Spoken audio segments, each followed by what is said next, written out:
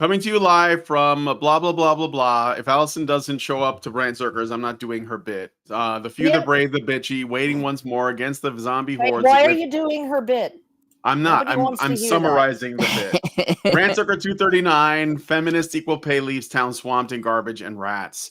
So I'm here with Hannah and Karen, two of the OGs of HBR.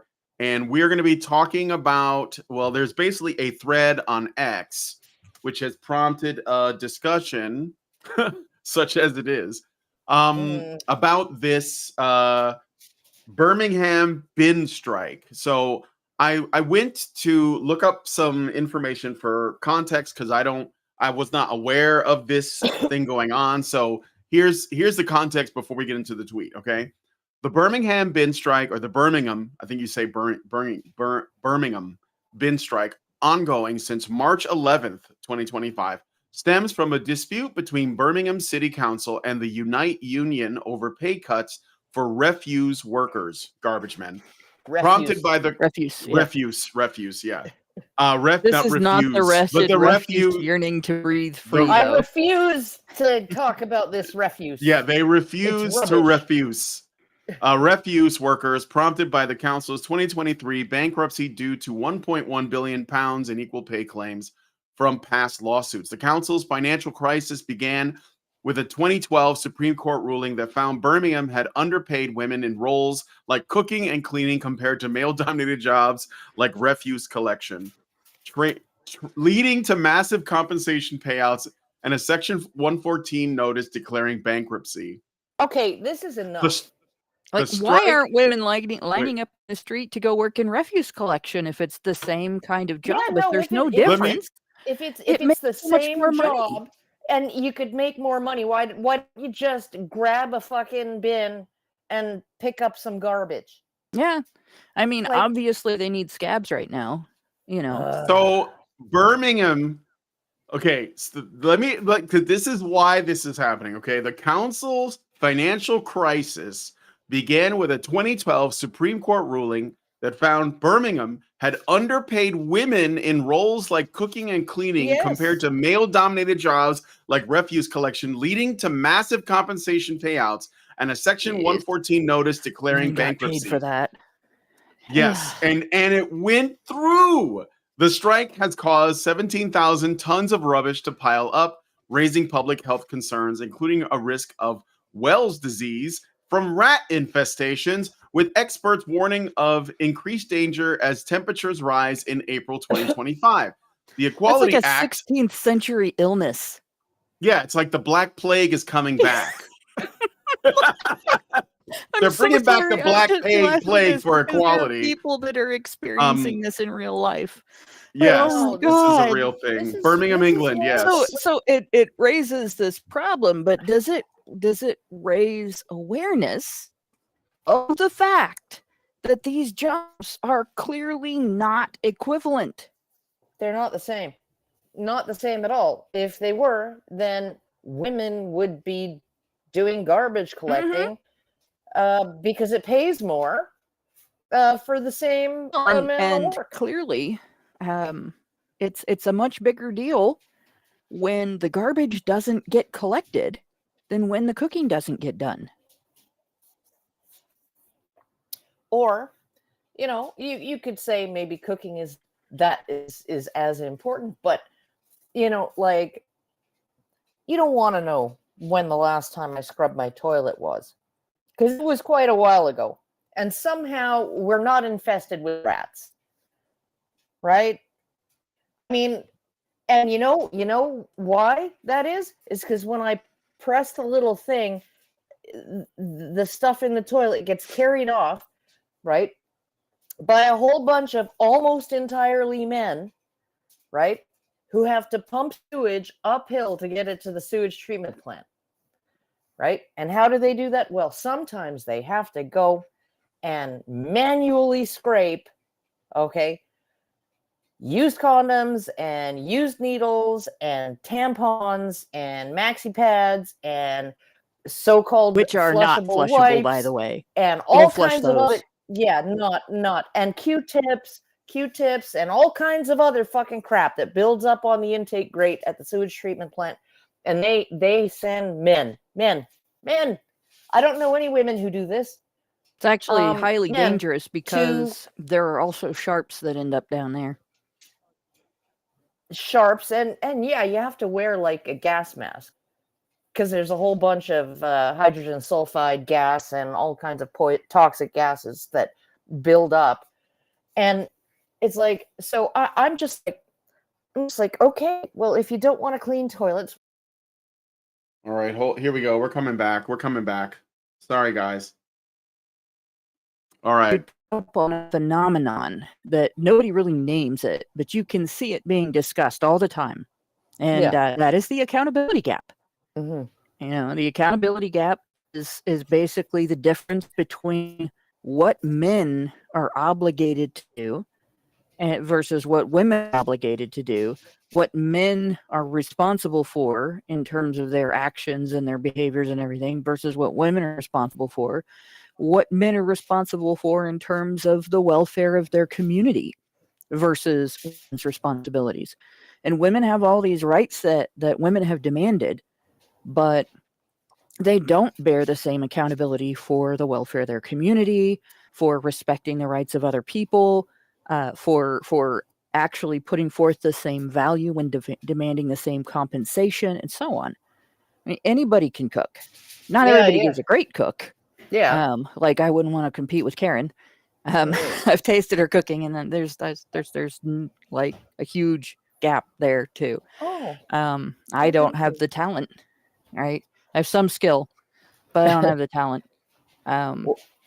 Well, all I know is there's this wonderful article. I think it was written in 1911 or 1913 in the Atlantic magazine.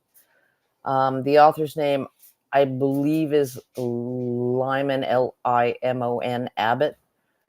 And it's called Why Women Do Not Wish the Suffrage. And it goes into absolutely beautiful detail. I mean, like, if you can kind of scroll past the religious, under overtones of, the gender roles and things like that. If you actually just go and to the parts where it outlines the responsibilities of men, and the responsibilities of government, and how, men need to actually, at that time, it wasn't just like the military draft. It was also posse comitatus. It was also, you could be deputized forcibly to help suppress a crowd, like a riot or something like that. You could be deputized by a fire marshal and forced to, didn't matter what you had going on that day. You could be forced to man a bucket brigade if you were over the age of 15 and male. And, or if you looked like you were over the age of 15 and were male. And women didn't have any of those responsibilities. And it's just like, yeah, no. So, and the whole point of the article was that, like, women recognize this, right? And they, I mean, clearly, they did not want those responsibilities because they have not voluntarily taken up those responsibilities, and nobody has been willing to force those responsibilities on them. Yeah. And so that accountability gap has existed forever, pretty much. And women used to at least recognize that, and there was honor in knowing that, the men that would go out after a disaster in boats and high boots and so on, and rescue people who were trapped in flooded buildings or burning buildings or collapsed buildings or whatever, that when they came back, that women would have things ready for their comfort and their care. If they needed bandaged up, if they needed fed, if they needed a blanket, there was honor in doing that part of the overall task of disaster response. Yeah. And today, women treat that like it's dirt, And at the same time, they demand equal pay for it. Yeah. They demand to be told, yeah, you're the same as the guy who's Well, running you're a into a burning disaster building. worker. You're a Yeah. disaster worker. So, if we just No. expand the category to the point where it's like anybody who actually helps out in a disaster is a disaster worker, and they Yeah. all have to get paid the same, but you basically hand out blankets and, and meals ready to eat at a shelter, Yep. right? And And Bob the is men going to are, risk his life. yeah, Bob's going to risk his life, Yeah. Phil's going to risk his life, right? And the only time they really deserve to be paid exactly the same is when it's volunteer work. There you go.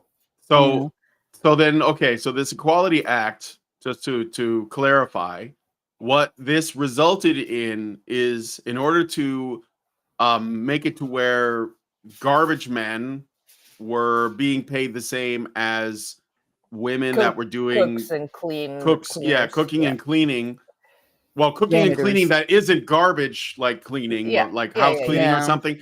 They just cut the salaries of garbage men. So basically, this is like, socialism in action, right?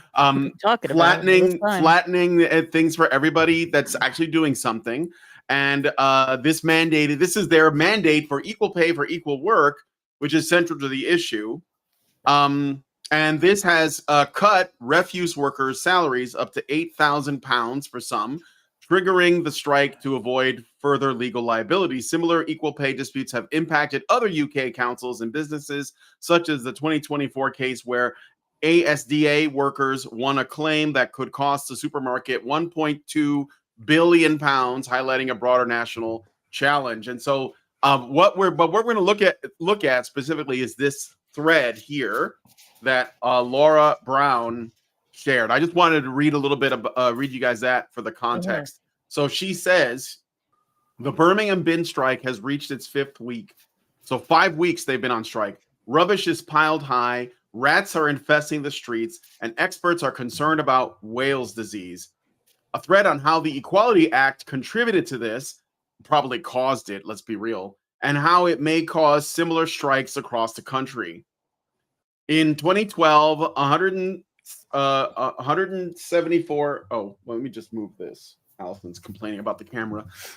In 174, former Birmingham council employees brought an equal pay appeal to the Supreme Court. They argued Birmingham City Council had provided lower pay to women in predominantly female jobs, cooks, cleaners, and care staff, compared to refuse collectors and road workers.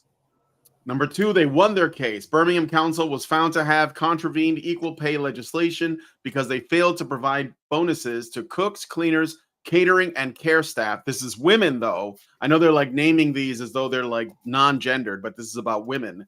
But did offer them to bin men, street cleaners, and grave diggers. Number 3, this is not, grave diggers. This is not a case of women being paid less than men for the same work. The claimants drew a comparison between manually taxing jobs with higher labor shortages and unsociable hours, bin men, and more popular jobs like cooking and cleaning. Yeah. Because they lost the case, Easier Birmingham jobs. Council, easier Cleaner jobs. That's why they're more less popular. Dangerous jobs. Oh, ASDA. Okay, thank you, Rambam. It's a place called ASDA. Because they lost the case, Birmingham Council have had thousands of equal pay claims brought against them. So far, they have paid out £1.1 billion to former employees in equal pay compensation. They estimated further liability in the region of £650 million and £760 million. Women are such cunts. I'm sorry. Yeah. Okay. Yeah. The first consequence of this is obvious. It caused the council to go bankrupt. In September of 2023, they issued a Section 114 notice declaring the council to be, quote, in a negative general fund position, end quote, due to, quote, the cost of providing equal pay claims, end quote.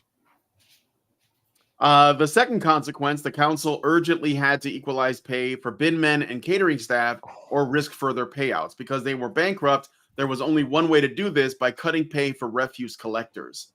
Birmingham Council had been finding ways to cut the pay of those in male-dominated professions. Unite report they've Unite report that they've cut 1,000 pounds in shift pay already. They've also cut the highest paying refuse collection job, waste recycling and collection officer, an 8,000 pound pay cut for some. The council is at a total impasse. They have to make these cuts. If they don't, they risk further equal pay lawsuits. They are bankrupt, so they simply cannot afford to bring up the pay of cooks, social care workers, and cleaners instead. Birmingham won't be the only council to experience these problems. Refuse collection is tough work. Councils need to pay more in recognition of this. But the workforce is also around 73% male, so will always be vulnerable to equal pay lawsuits. This is the same thing that happened with Title IX. All right.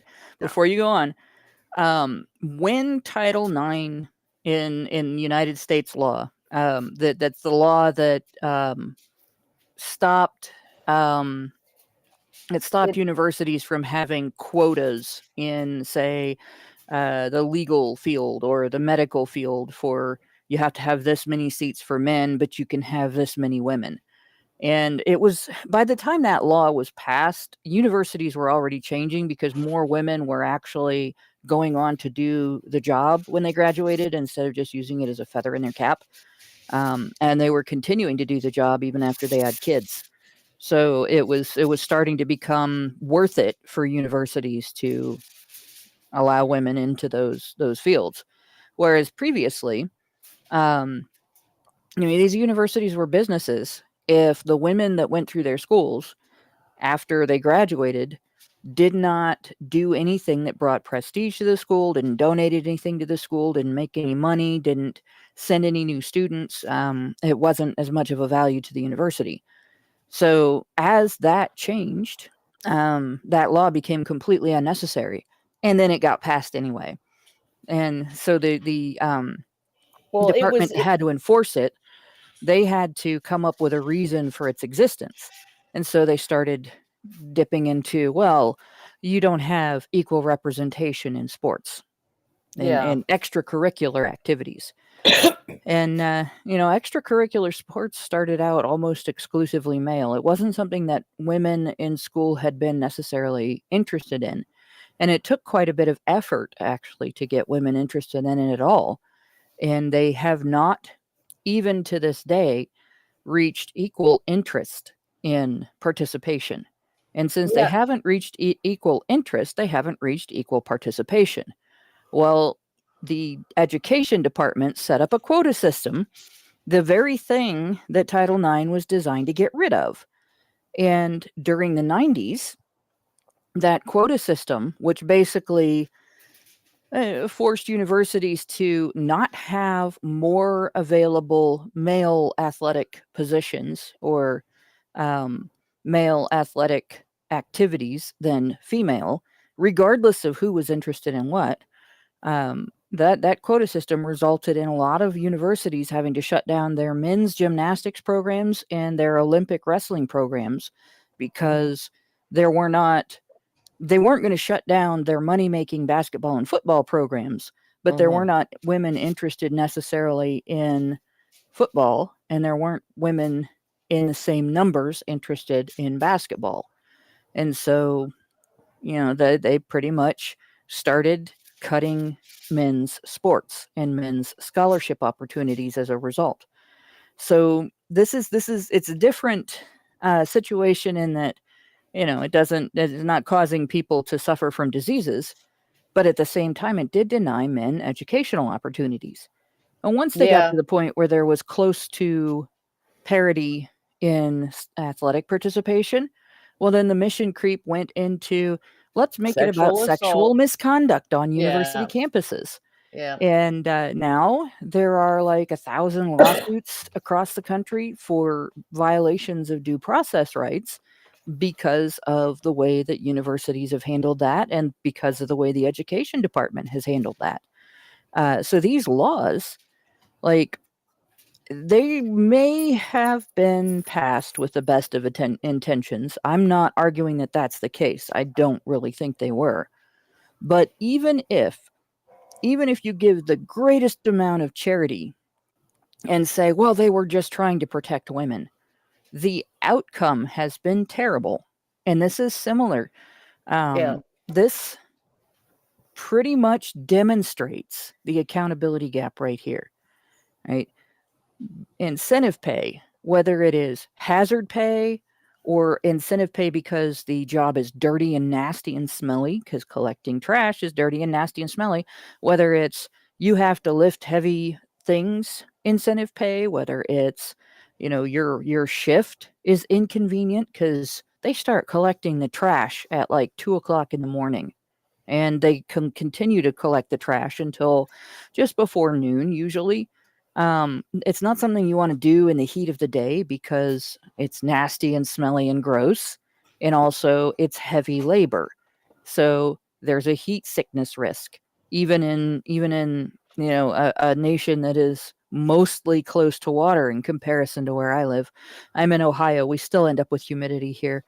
Mm, But humidity does make the heat significantly worse. yes. It was 80 degrees in London, actually felt worse than 90 degrees in Ohio.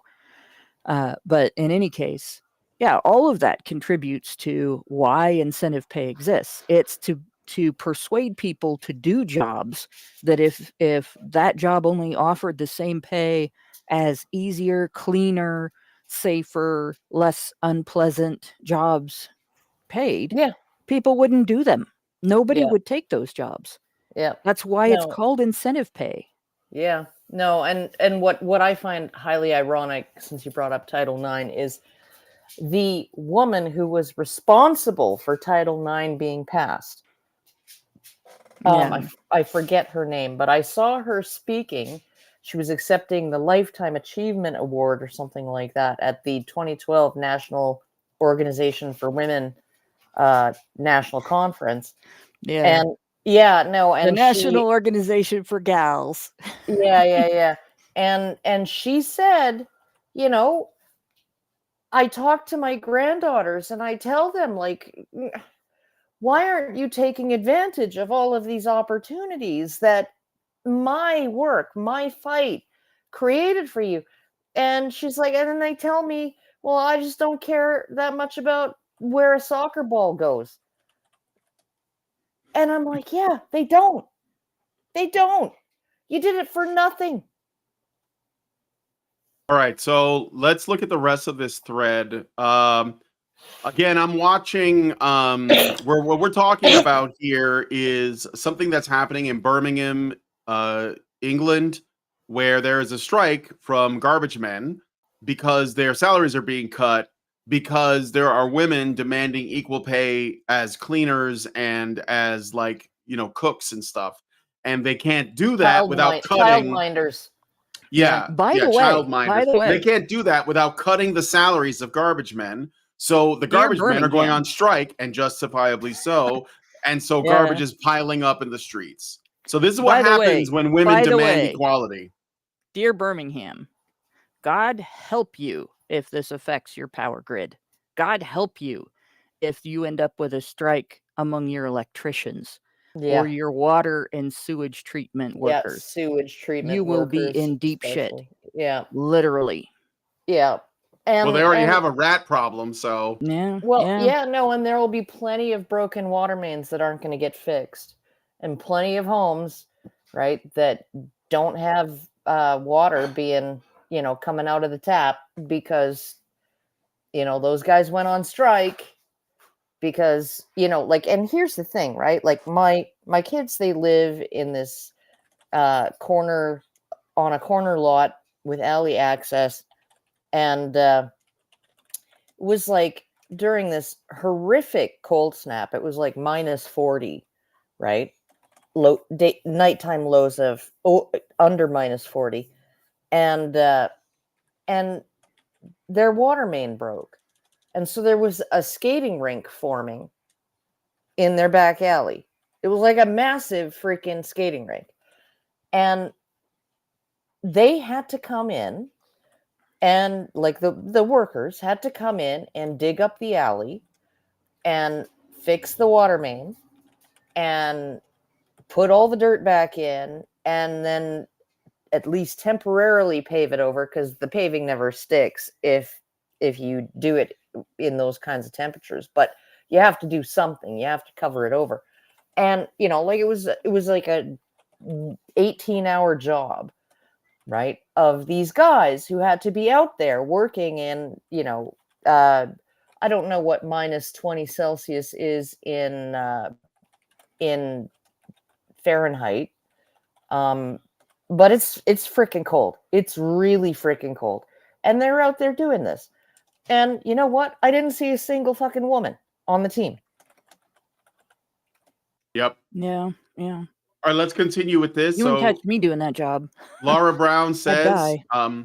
continuing on, equal pay for the same work is a hard-won right that should be defended at all costs. But equal pay for similar work, as deemed by a judge, is madness. It will bankrupt businesses and councils and make it impossible to provide basic services. Sure. Okay, this is all like we talked about it, pretty obvious stuff. Like, but there's been some like straight up insane responses, of course. Oh, so here's a woman named Literally, and they say it ain't that tough. Yeah, well, on polystyrene is her at on X, and they say it ain't that tough. I've done it, and I'm female. I'd rather do the bins than be a cleaner or carer. Far harder jobs with more responsibility. Oh, hey, wait a minute. Wait. You have to stop there. Let me finish. Oh my God. Carer is their title for the job that I do. She's got to be kidding. She said that. Carer is the job of every stay-at-home mom.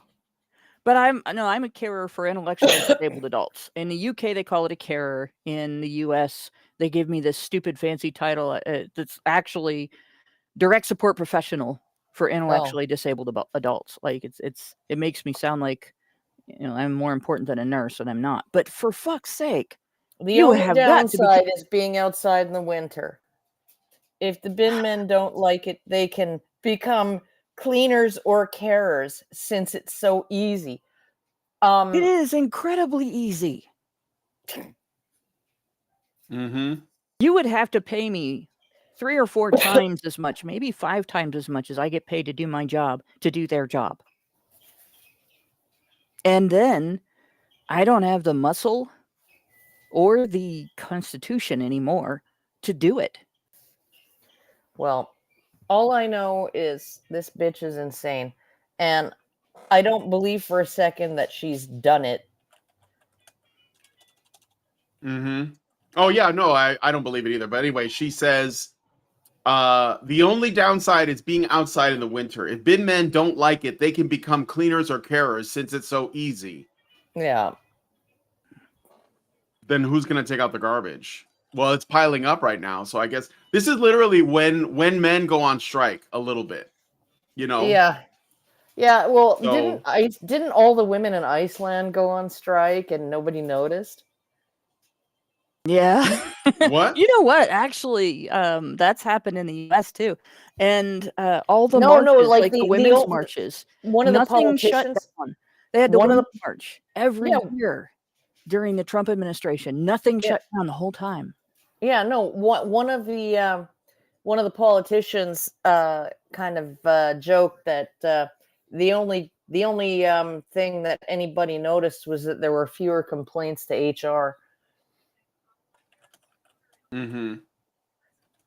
All right, let's look at another reaction from X. And by the way, guys, send us a super chat, super chow, or a super chat, and we'll read it on air.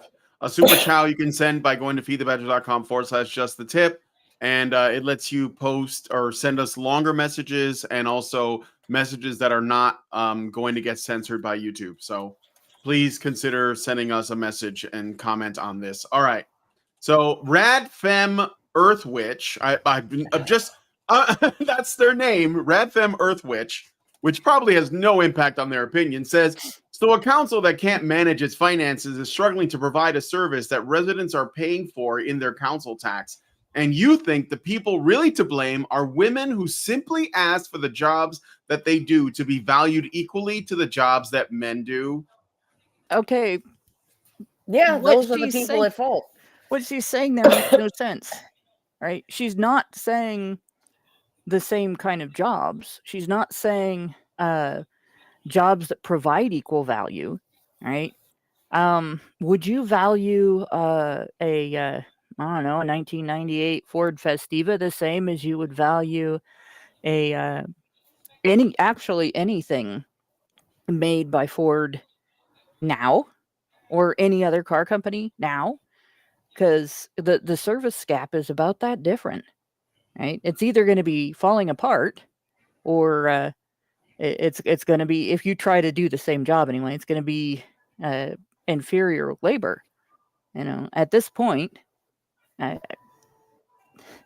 just don't see how they It's continue no, talking no. about this. Anybody with the name Rad Fem Earth Witch. Yeah, right. this is kind of a why Allison giveaway. should have been here. We need Raven Moondragon Yeah, to read we do. all the We need women's Raven comments, Moondragon. or Yeah. or somebody who can do the voice that Fluffy uses Janet when he's mocking Warrior. females' behavior that's silly. Janet Warrior said, yeah, these are great comments to respond to. So The does council she have like had throw 13 women years. named Janet at people? Yeah, I guess so. The council have had 13 years to put this right. It would have been a lot cheaper if they had done so immediately, as other councils did across the country. Their refusal to deal with the issue is down to their closeness with the unions. I mean, I'm not a fan of unions, but I don't think that that's necessarily the issue. So is she saying that unions keep women from getting paid what their work is worth? Is that what she's insinuating? Yeah, 'Cause like in Canada, I don't know about you, but in Canada, the two most powerful unions are the teachers' union and the nurses' union. yeah, and that's pretty much the same here in the U.S., and they've wrecked their industries. It's insane. My employer is nonprofit, and we're not part of the nurses' union, thank God. But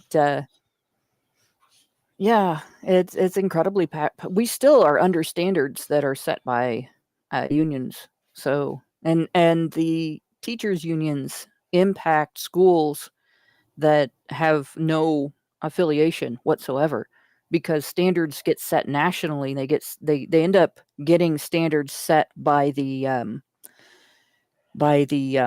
education department that all the schools have to go by, that are not necessarily involved in the unions at all.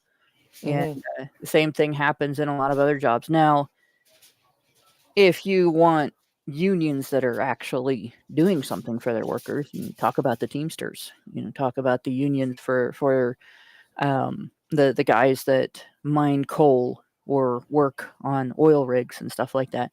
They actually have things to advocate for, and they do, and they do back up their guys. But there's definitely a stark division between unions that take care of their workers and unions that are just exploiting them as a bank, really. To fund political activism. The union for retail workers is even worse. It's not as powerful, but it's worthless. It's completely worthless. And it siphons off of some of the lowest wages in the workforce, and it does nothing for the people that it's taking from. So I've been part of the workforce for that union, and it sucks. All right. Yeah. Representative Daniel Plainview. I want to read that one. Yeah. We will be implementing such equal pay requirements in Georgia. I don't know if he means the state. I assume the state of Georgia, because he has an American flag in his picture.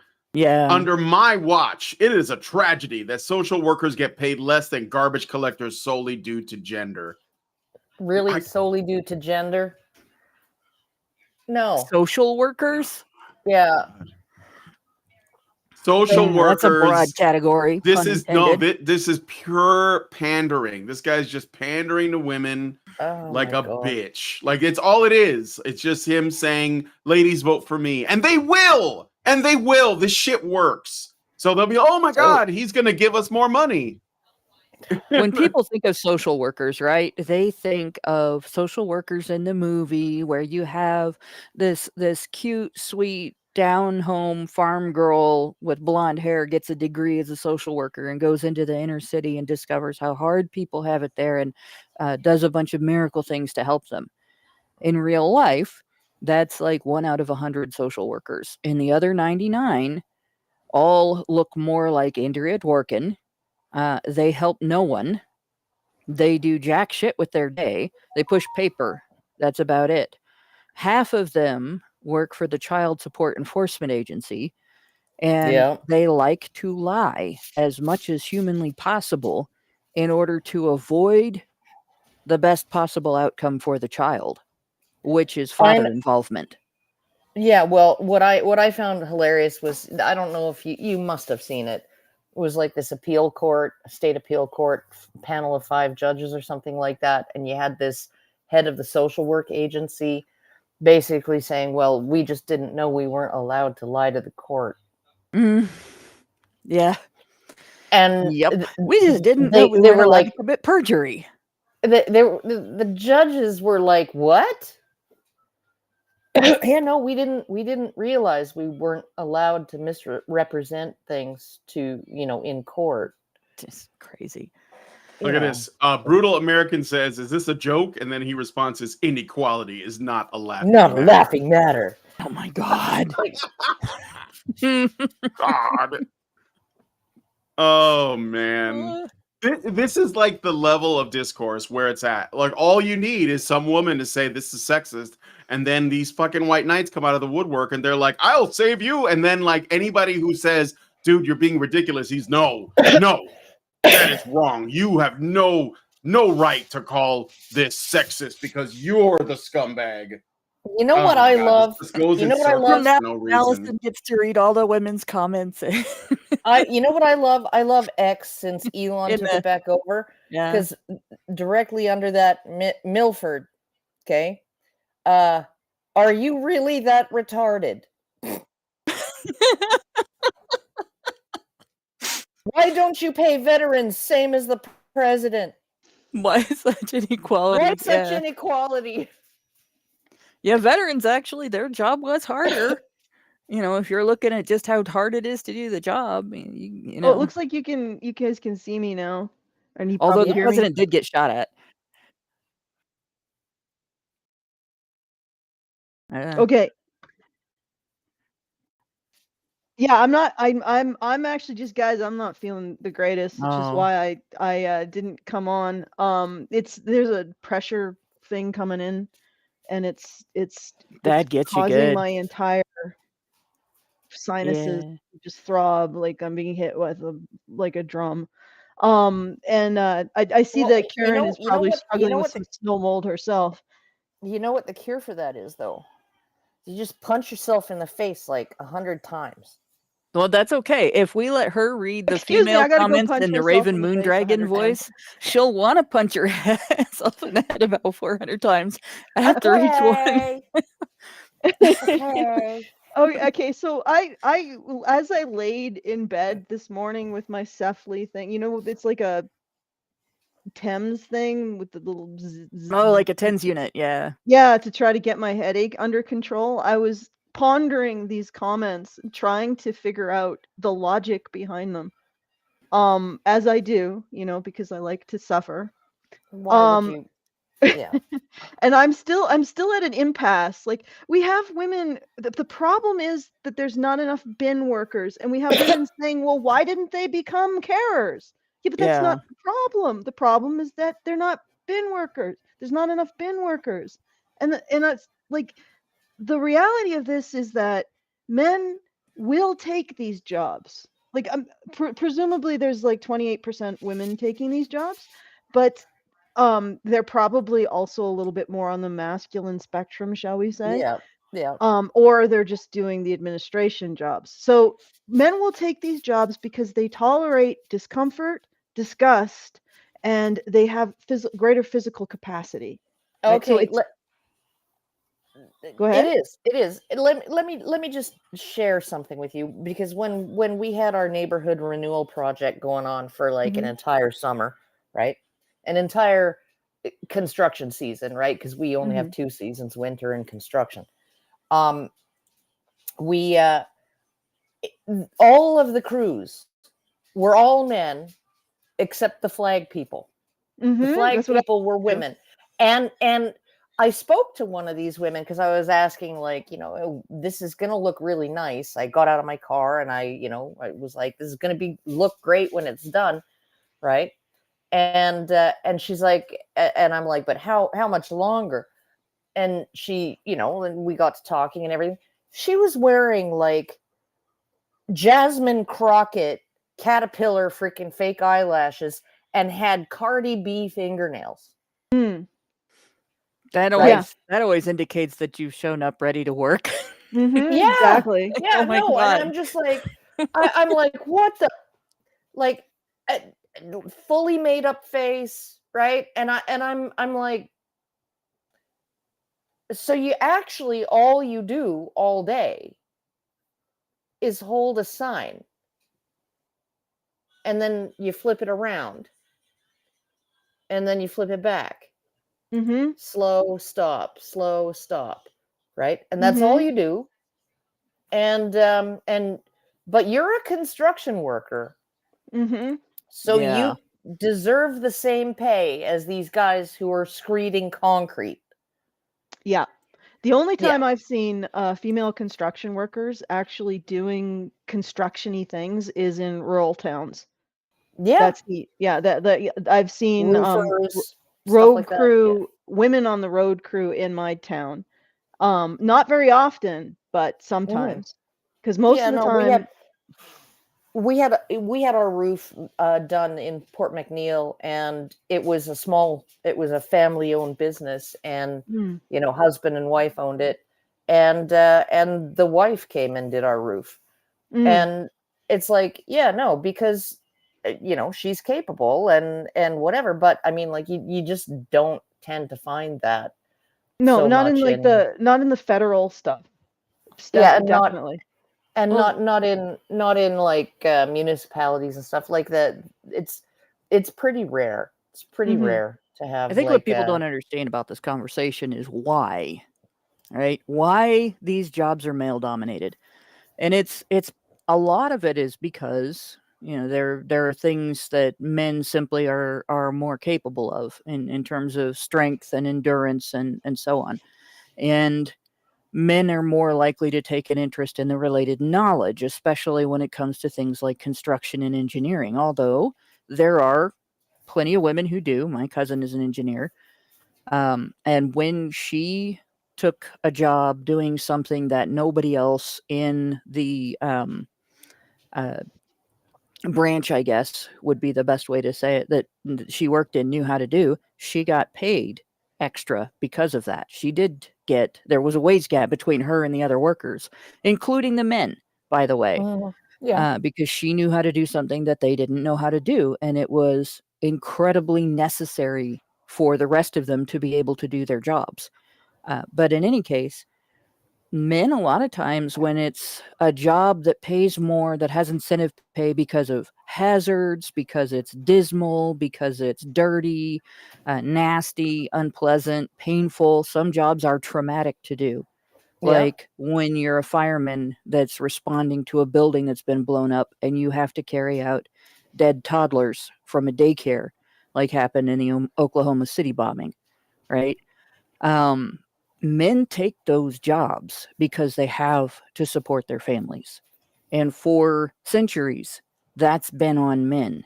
Supporting the family has been on men. When women made money, if they contributed to the family, that was nice. But there was no law that made them do it, right? Yeah. There was no social expectation that made them do it. So It was women pin had money. less tendency, right? So women had less tendency to make how much the job paid their only reason for taking a job or their primary reason for taking a job. Whereas there are many times when they don't get a choice. Yeah. Yeah, no, and it really does remind me of back when Bill Burr was still funny, before he caught the woke mind virus. That, like when he's saying, Oprah's on on the TV talking to some clam, right? And and she says, and it's like she's a this and she's a that, and but most important, she does the most difficult job on the planet. She's a mother. And he's just like, really? I thought roofing in July as a redhead was the most difficult job on the planet, right? It's harder like, with dark hair. Redheads can wear sunscreen, but dark hair gets hot no matter what. Yeah, well, and then he says he goes on to say, "Oh no, like you're having to bend at the waist to insert DVDs into DVD players, Yeah, And making the thing is, popsicle stick structures, popsicle stick houses with your kid, and then you can send them off to a nap at any time on some trumped up charges, right? Like that's a difficult job. I don't think so. well, this has definitely been. I mean, look at the garbage that's gathered and all the crap that bin men have to deal with, and the reason why there are more men in this job is simply because men have a higher tolerance for risk. Because actually, garbage collection is dangerous. They have a higher tolerance for disgust, and they have a higher tolerance for discomfort. And you can incentivize men to do these jobs. It's much more difficult to incentivize women to do these jobs.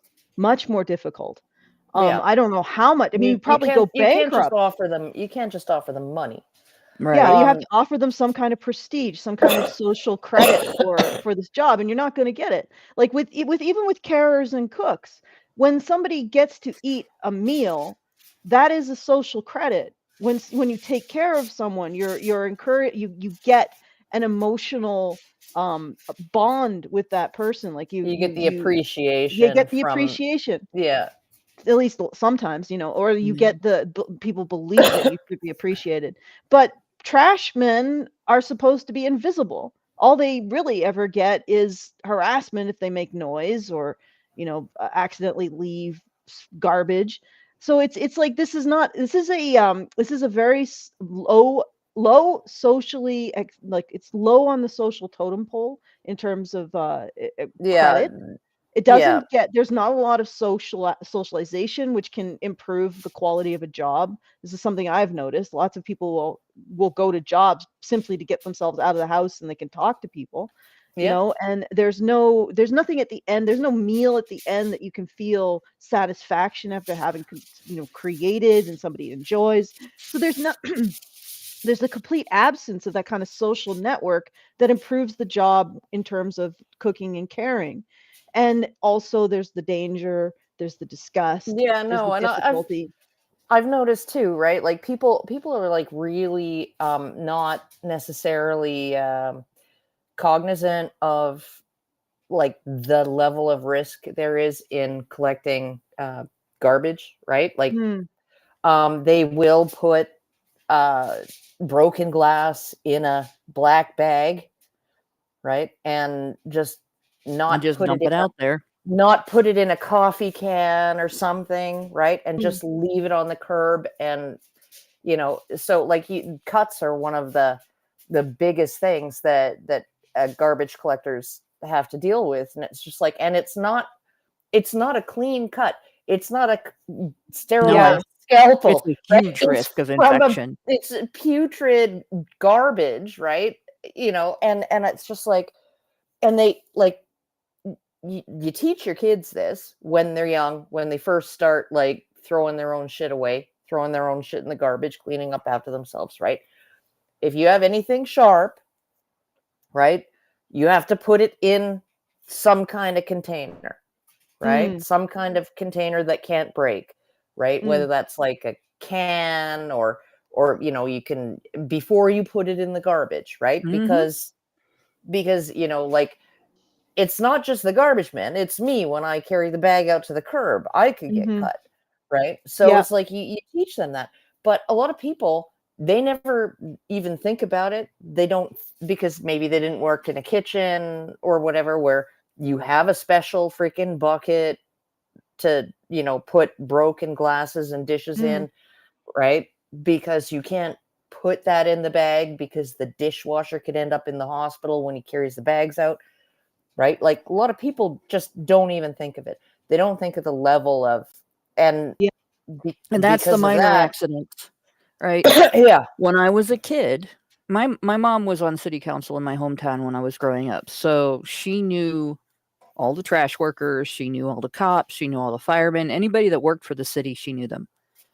And we had one of the guys in our community that got dragged into the back of the truck by the hopper and crushed. oh And Jesus, Yeah. I still remember, like, she was red-eyed for a month. Every time that Yeah. they'd come by, she would remember, and she didn't see the accident. She just knew the guy.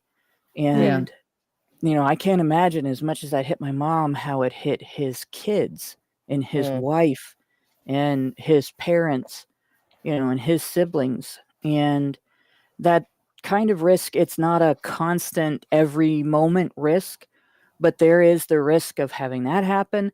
There is the risk of getting hit by the truck as it's moving and you're walking along beside it. And it's not like a little pickup truck, right? It's like getting hit by a moving building, by a trailer, a whole house trailer, right? By a semi, because it's heavier than most semis. There's risk from getting contaminated garbage with something that people don't think about, that they shouldn't put in the trash. Like we had in, I want to say 1999, we had an 8-alarm fire in my community. It was 8-alarm because it was a warehouse where wood was stored. So no. it was literally a warehouse full of fuel for fire. Yeah. And inside, it wasn't really heavily attended because it was a warehouse with nothing in it but wood. So it wasn't like people were going to break in there and steal it all. They really wouldn't get very far. We're talking lumber, huge long pieces. Nobody would be able to easily cart it off, right? So it had a lot of animals in it, and especially a lot of squirrels. So we ended up with an absolute shitload of squirrels in my neighborhood. And we ended up with a lot of stray cats because we had a lot of squirrels. And my next door neighbor decided to blame the cats for getting into her trash and not the squirrels. So she put out poisoned meat for the cats, and she put rat poison in her trash and on her trash cans. And needless to say, having grown up with my mom on city council and knowing the guys, and I called the city and said, there is rat poison in and on the trash cans at this address. I saw her do it. She explained why she was doing it. She doesn't understand that if one of the guys gets this into his nose or his mouth, that it could cause serious health problems. Yeah. And so there was a whole consequence there that I didn't expect. We didn't know she was growing pot in her basement. Oh. Like she had all kinds of consequences. Really bad story that could go on for half an hour. Yeah, but and it needless all to say, they started didn't pick with up her trash. just being pissed off at the cats At the cats and for what the squirrels were poisoning your doing. garbage. Yeah. But Yeah. it's a Yeah, very I know, dangerous but situation. it's, Like these guys, not I'm everybody sorry, I will next just door message to you. somebody who knows to call the city and say, hey, there's a threat to these guys in this trash, right? Yeah. So they have to deal with that every day that they go out to work, that there could be somebody on their route that has put a contaminant in the trash can that could infect them with an illness, or that could poison them, or that could cut them, or something else along those lines. And so, of course, they deserve hazard pay. Yeah. You don't have that situation necessarily when you're working with just cleaning someone's building and stuff like that. Like there's a possibility you might have to clean up urine and fecal matter, but the PPE for that, the personal protective equipment for that, is much simpler, and you can see everything that you have to clean up. It's not in a bag. It's Not not hidden. In a hidden. black bag. Yeah. A big question mark. What's in Yeah. this? What's But, in like, here? but Like the it's overall much point. safer. Okay, I'm gonna. Overall point is that men will take these jobs because of a unique let's be honest, if we could recognize this openly, men have a unique approach or mentality that makes these risks seem less severe to them, right? Whether or not it's true, because the waste management and dealing with trash is, I just checked these statistics, it's the 4th most dangerous job. I think it's even more dangerous than soldier. So it's a very dangerous job. And the fact is that these women are saying we should get equal pay to a job that, from what I remember, is actually either on par or more dangerous than being a soldier. And they want equal pay for that. And men are like, no, we're not going to do this job. They're probably going into the carer jobs now because they're getting the pay that they want for a job that's significantly less dangerous and significantly less disgusting. Well, they're not getting the pay that they want because in order to not have the city go bankrupt, instead of upping the women's pay, they did up the women's pay, Karen. No, they cut the men's pay. They cut the men's pay to up the women's pay, and also pay out all the equality lawsuits or complaints. They went bankrupt. I read this thread through. They went bankrupt paying women for back pay in terms of lawsuits, and they had to cut men's pay in order to bring up women's pay. Yeah. That's why they're really not getting the pay they want. They're just getting the most pay they can get. But but it goes right into that, the studies that show that women will reject an offer they consider unfair, even if it means that they lose out. Yeah. So if somebody, so if she's going to get $10, someone else gets 50, she says, no, I don't want it. Anything. Nobody gets anything. So, I mean, this is on par with that kind of resentment mentality. But the point is that these jobs that men do, they do them because of something, of a mentality that men have that makes these jobs less troublesome, less it is a unique less value. Onerous to them. Less onerous. Well, physically less onerous, obviously, but also mentally less onerous. Yeah. Because they don't have the neuroticism.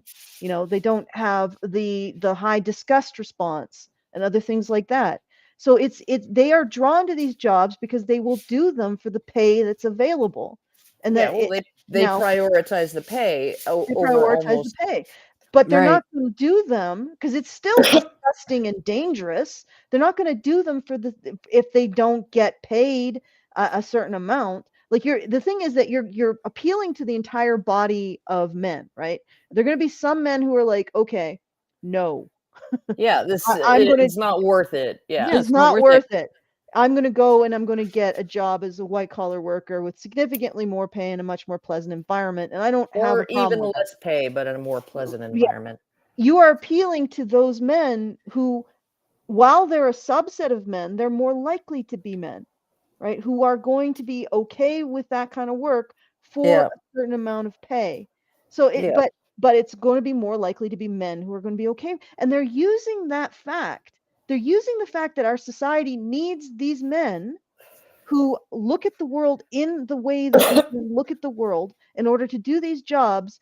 They're using that as an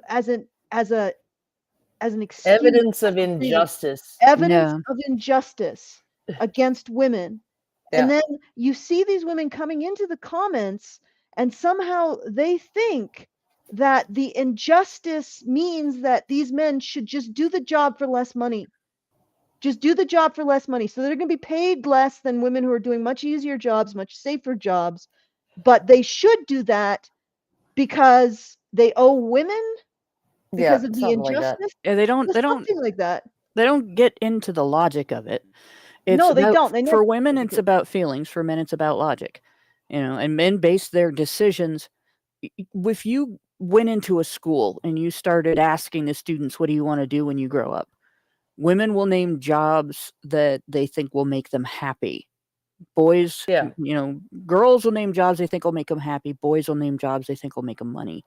And it's almost universal. It's not universal. I mean, there will be girls that understand the importance of making money, but it'll be a pretty stark divide. Most of the girls will be talking about, or jobs that'll make them popular, prestigious.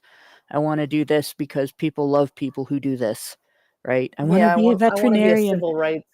civil rights lawyer. I want to They be Yeah, no, but not social a worker. large animal and livestock veterinarian, though. No, a puppy and kitten veterinarian, right? Yeah. And it always makes me think of that line from Julie Brown, because I'm a blonde. I want to be a veterinarian because I love children.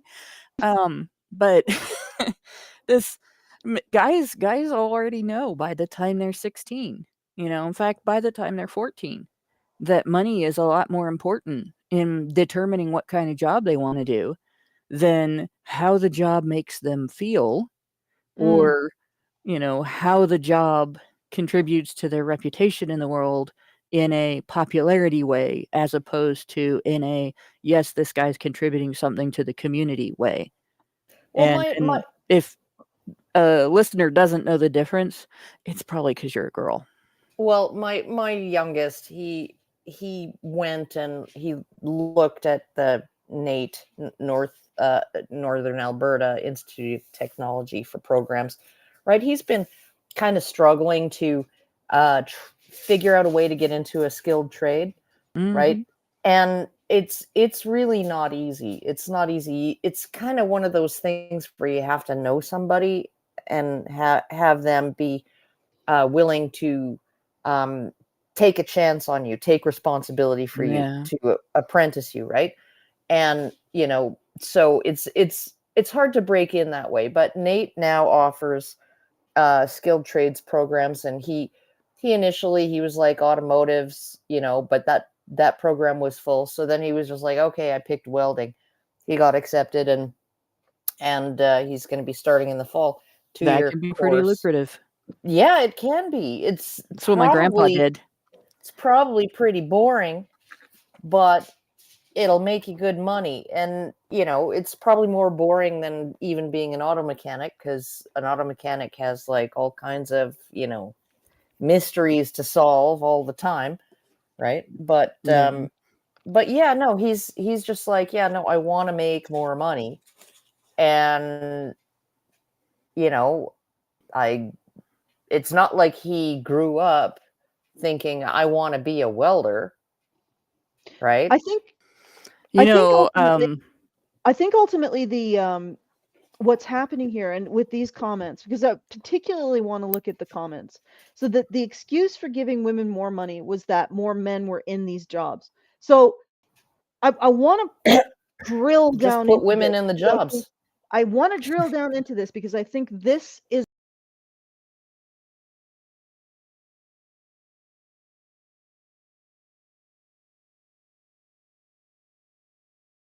because they are dangerous. They are disgusting, and they are difficult, but they're essential. So you got linemen, you got road repair, you got sewer work, you got trash pickup.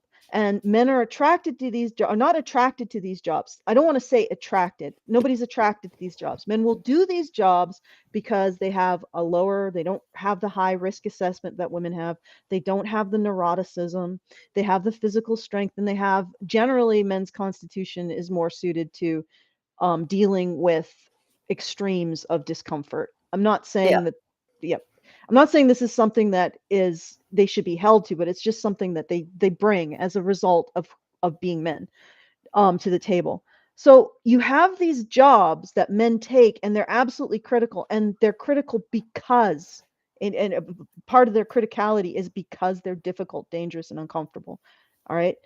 And they take them because of their nature. So you're going to always end up with men more likely to be in these jobs and it's not even just because of their constitution, just because of their low risk assessment, just because women are more neurotic. It's also because men tend to be, in a physical sense, more willing to get out there and do things that they believe help others, right? Because I remember listening to a man who created a company, a black man who created a company that went into people's houses when their sewers got backed up and cleaned it up. And he said one of the reasons why he did it is because he wanted to help people when they're dealing with something really disgusting and disturbing and destroying their lives. Upsetting, upsetting. And he wanted to go in there and make people feel better about, just save people essentially from shit. Yeah. Yeah. And Save so people men from also shit. Yeah. are motivated by that. Yeah. There's something in them, and this is what we use when we do conscription and draft. There's something in men that wants to put themselves between their social group and unpleasant, dangerous, and horrible things. Yeah, like And the vagaries of nature, right? yeah, No, it is like that kind of. I posted some dude had drawn like a diagram of society, basically little stick drawings and stuff, and he was just like, women just will not understand, right, that they're in the center and there's a perimeter of men on the yes, outside. yeah, and we and need that. And we need that. Well, I'm going to get to my point. I'm going to get Okay. to my point. We need that. We need men doing that, but those jobs will always be majority men because of the reasons why we've outlined, which means those jobs will always be vulnerable to these kinds of narratives. So we are, as a society, you take that perimeter you talked about, Karen, yeah, we are literally poking at it from the inside and yeah, I trying to know. break it. And it's like, Yep. this is insanity. This is Yeah, not you know why? You know why? behavior that's Because functional. not every man is willing to man the perimeter. Yeah. Yeah, No, and but so there's a rather large number of them that women Yeah, are more yes, than also women. standing on. And, yes, you I know, you know, were talking about, well, we're poking those guys. We're Yes. poking those guys. We're trying to take down those guys, the ones who are Yes. willing to stand watch on the perimeter and Yes. fight off the saber-toothed And how tigers and the freaking. long is that? Like, my overall point is, how long can our society sustain such insane behavior as that? And we're seeing the breaks in Birmingham and apparently other places in the UK where Yeah, they bankrupted in the municipal government trying to deal with the Mhm. fact that women are saying we don't get paid as much because men are taking these jobs that are more dangerous and difficult and getting the pay commensurate to that. We don't get paid. So you're destroying that perimeter. We are literally destroying yeah. our perimeter of our society. That's behavior They're that is destroying a bunch of things. It's well, yeah, not I know they're just the destroying perimeter. a bunch of It things, but is the perimeter, but it's not just the perimeter. That image of all the trash piled up, for instance, all right? I know where the local dump is in my community. If they stopped picking up the trash here, I would put a bunch of it in the back of my van and drive it. Yeah. And it's not because I want that in the back of my van. It's because I want it off my doorstep, right? Yeah. And I know how to do it. Most people have forgotten that kind of knowledge. And Yeah, they're no, not willing to go down there and go to the gate and pay money to take Yep. the trash in and dump it.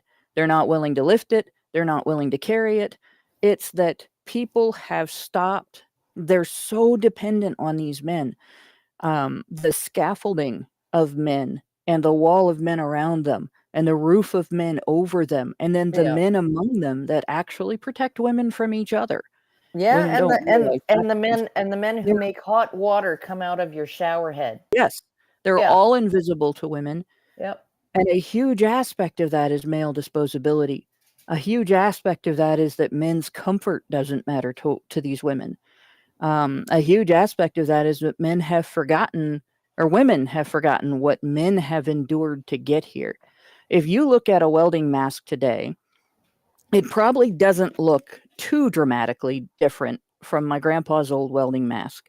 I keep this right next to me on my desk, not because there's anything particular about welding in and of itself, but because it was my grandpa's. And it reminds me of some things about these types of jobs that people don't necessarily always consider. Like when I tell the story of how my grandparents met, which is both awful and romantic, so it's not really my kind of story. But my grandpa got very badly injured, and my grandmother was a nurse. It wasn't a welding injury. He was working as a welder, but they dropped a concrete drainage ditch liner on him from a height taller than himself and crushed his whole leg. Oh. My grandpa and my uncle both had horrific accidents like that. My uncle got his arm caught in a rubber press, and it took it all the way up to his elbow. Neither one of them would have, expected to have those injuries at their jobs. Grandpa would have expected to get burned. He would have Yep. expected to maybe have metal fall on him that broke apart. He could have expected to be cut.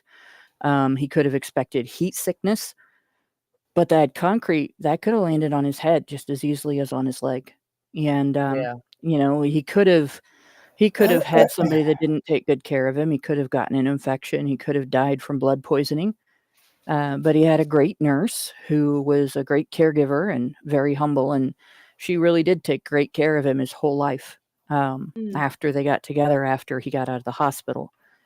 But the point is, the level of risk that men take and the scope of risk that men take in their jobs does not get considered when we have these types of discussions.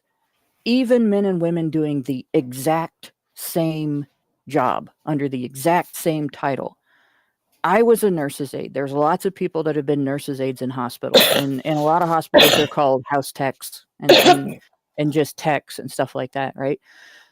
My ex-fiance, before I got married, he was also a house tech. There's something he had to do that I never in my whole life have had to do as part of any job, including when I worked as a security guard. And that is when there was a kid in Lima, Ohio, who was brought in after a failed attempt, at least instantly failed attempt at executing him with a gun. He died in the hospital. They couldn't stop bleeding, and he just couldn't make it, right? Well, then after that, his buddies all showed up, and they rioted around the hospital. Oh. And what the hospital did was make all the men stand in the doorways and keep the gangbangers from getting in, right? Yeah. Including the house techs. The women didn't have to do that. The nurses, the administrators, That's the female house techs, posse comitatus. right? Yeah. Still Posse, exists. There was, posse comitatus still exists. Yeah. that's a minimum wage job. That is a minimum wage job. And You're women relying complain on about, men's nature there. women complain about pay equality, but women are not asked to do things like that. And they still get paid to do that job, the same that a man gets paid to do that job. You remember when, and this is a bit of a digression. You remember the first ICMI when we were going to go, and I proposed that the women actually stand out front, Mm-hmm. and Yes. if there was protesters. I think that's one of the few times that would have been a situation like that. But Yeah. but Yeah, because no, it would have and looked it's absolutely terrible to have a bunch of protesters storm women. yeah, and assault a bunch of women. Yeah, The no, it would ICMI have is the been International Conference for Men's Issues, for if anybody was wondering. And the first one was under a lot of threat in terms of protests and even A threats of bomb threat, violence. in fact. Yeah. Yeah. Yeah. So well, so I proposed that. the initial venue that we'd booked canceled on us kind of last second because they were receiving bomb and arson and death threats to the not just to the conference speakers and attendees, but to The hotel all of the Yeah. people in the hotel, including guests and hotel staff. Right. Mm. So yeah, it was and even in Chicago, right? I think you didn't disclose the location. No, I didn't. Not it wasn't publicly. it wasn't until the second day in that It was discovered. it was discovered, and a Twitter user engaged in tortuous interference. Tortious Yeah, interference. Mr. Yeah, Mr. tortious Takedown interference. MRAs, who he attempted to I call could in the big guns. He tagged a bunch of famous feminists, and none of them paid him any attention. Well, he did actually but he tried. He really did try. He tried. But he tried to get the venue to cancel to basically kick us out. And it's like, no, but that venue, and we can say it, right? Yeah. The Sheraton. Yeah, they were Yeah, very the fair. Sheraton. Yeah, They they were. they knew well in advance, while we were negotiating the contract, they Mhm. knew that there was a possibility that there would be these kinds of problems, that there could be protests, that there could be civil unrest, that Yeah. there That's why could we had even be police. vandalism and things like that. And they were willing to accept us at their venue. And I mean, honestly, the woman, I forget what her name was, that we were talking with, she said, "Well, as long as you're better behaved than a 15-year-old boys hockey team, Yeah, hockey team. yeah, hockey team, like you're not going to be throwing, on in the atrium up 7 floors and trying to like throw chicken nuggets into like some businessman's drink down in the lobby bar, are you?" And I was just like, Not yeah, without no, consent. we're very well behaved, but We are but yeah, incredibly well behaved, but yeah, and nothing occurred. Probably yeah, because on the website, and I did this specifically on the website. I had, even though we had a whole bunch of speakers, I put my face, Karen's face, and Brian's face front and center, and I did that for the same reason that I suggested that women go during the first ICMI form a barrier in front. It's because 2 women and a man of color. 2 women and a man of color, anybody who goes to the website immediately, like, and that is, it's almost like a charm for protection.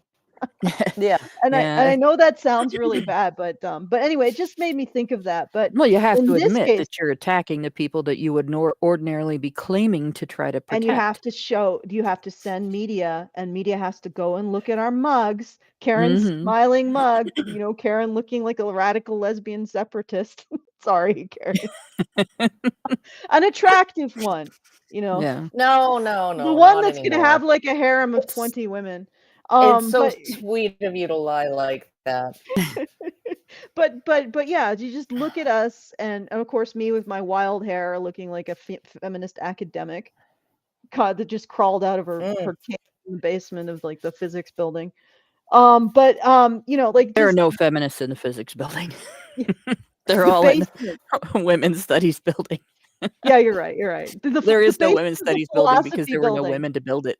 The basement of the philosophy philosophy building, building. yeah. Okay, so Yeah. anyway, so we've situated ourselves. We're like this charm, but in this case, it's men who form the periphery, and now we have this narrative to keep poking it. So we have, and again, not just the periphery that keeps society safe, but also the structure of society that keeps it running and moving.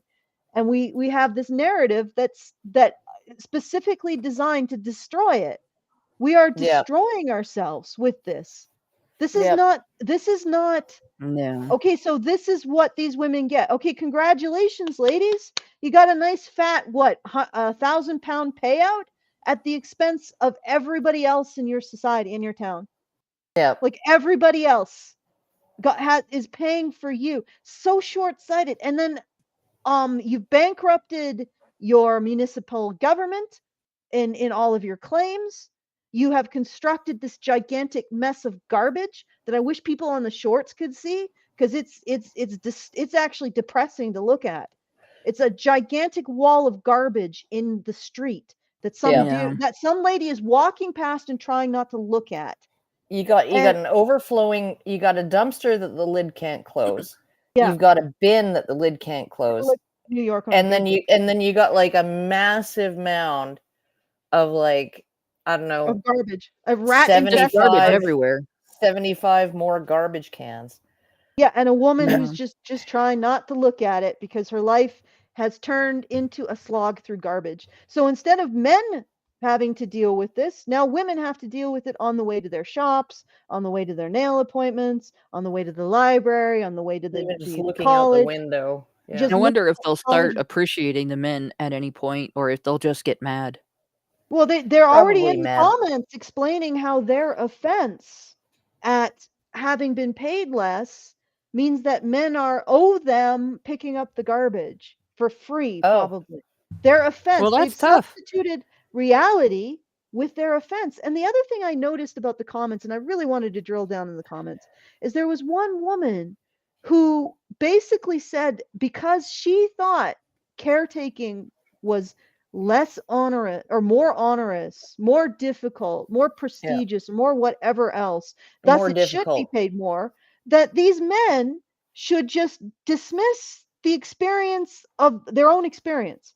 So that the men's experience has been as trashmen, you just dismiss it. It just doesn't exist anymore. It just floats away into the ether.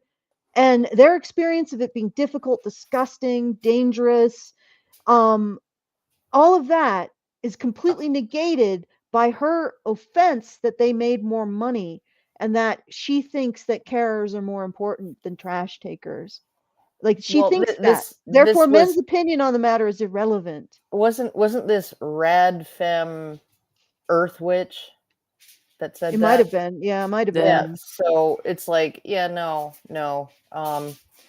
Like she's the one that made me say Allison needs to be here to read these comments in a Raven Moondragon voice. Because I swear, yeah.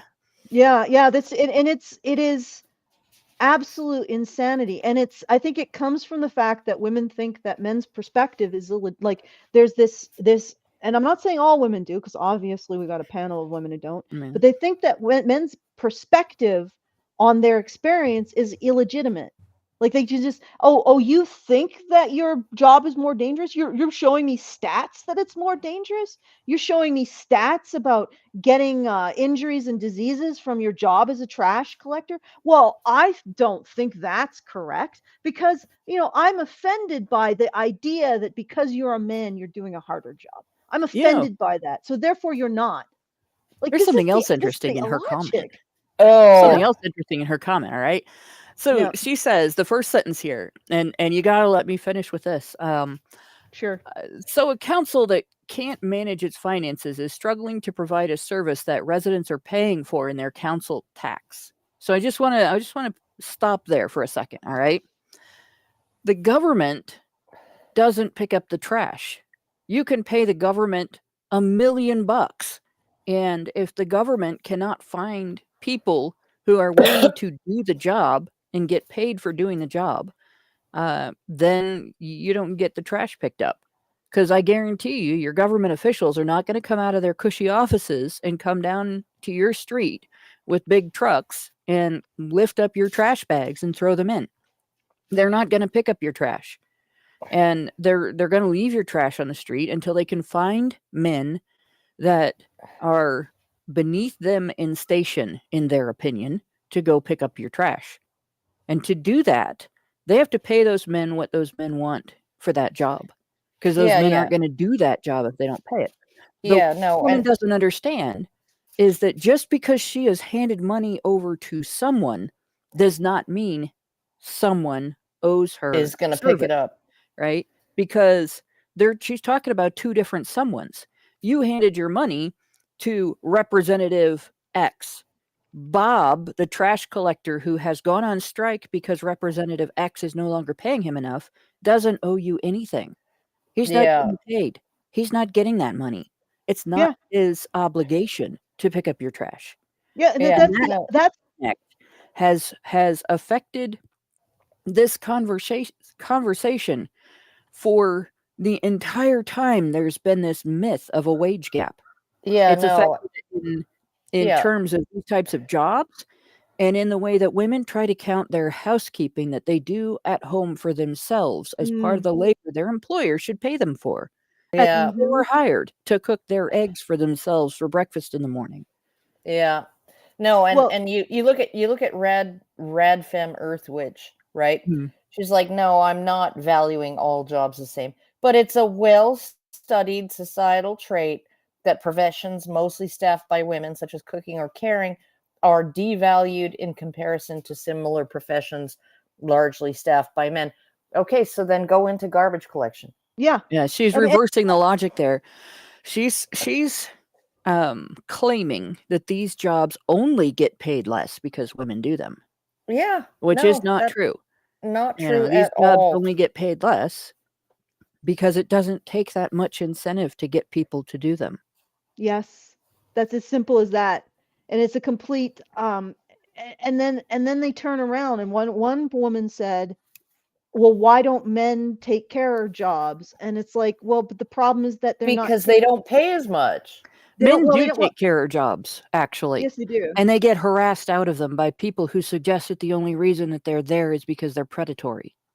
That's a good point. True. But the other thing is that these women are looking at a situation where nobody's picking up the trash, and they're saying in response to it, "Well, why don't men take care of jobs?" That's like Yeah. I'm trying to there is an emotional logic behind that. And it is there has to be a way to explain it, but I've been struggling with it No. all day. No, there is no way to explain it. You know Right? what's funny about It's this is that I've been in a conversation with some women who had some entitled things to say about being housewives, and you know, the logic was solid in that you know, they have some knowledge, have a trade, be able to earn a living, because you can't just depend on a man your whole life. Okay, that's fact. That's it's good to advise girls when they're growing up, Your learn husband how to might do something die. that's going to earn money, so that even if you agree to be a housewife, and you and your partner are all on board with that and everything, if something happens to him, you know, and you need to provide for him, you don't want that to be the time when you start trying to build your skills, right? But the way that she was talking about it was like, well, you can't necessarily count on exploiting a man your whole life, so you better be ready to earn a living. And the discussion sort of migrated into you're not independent.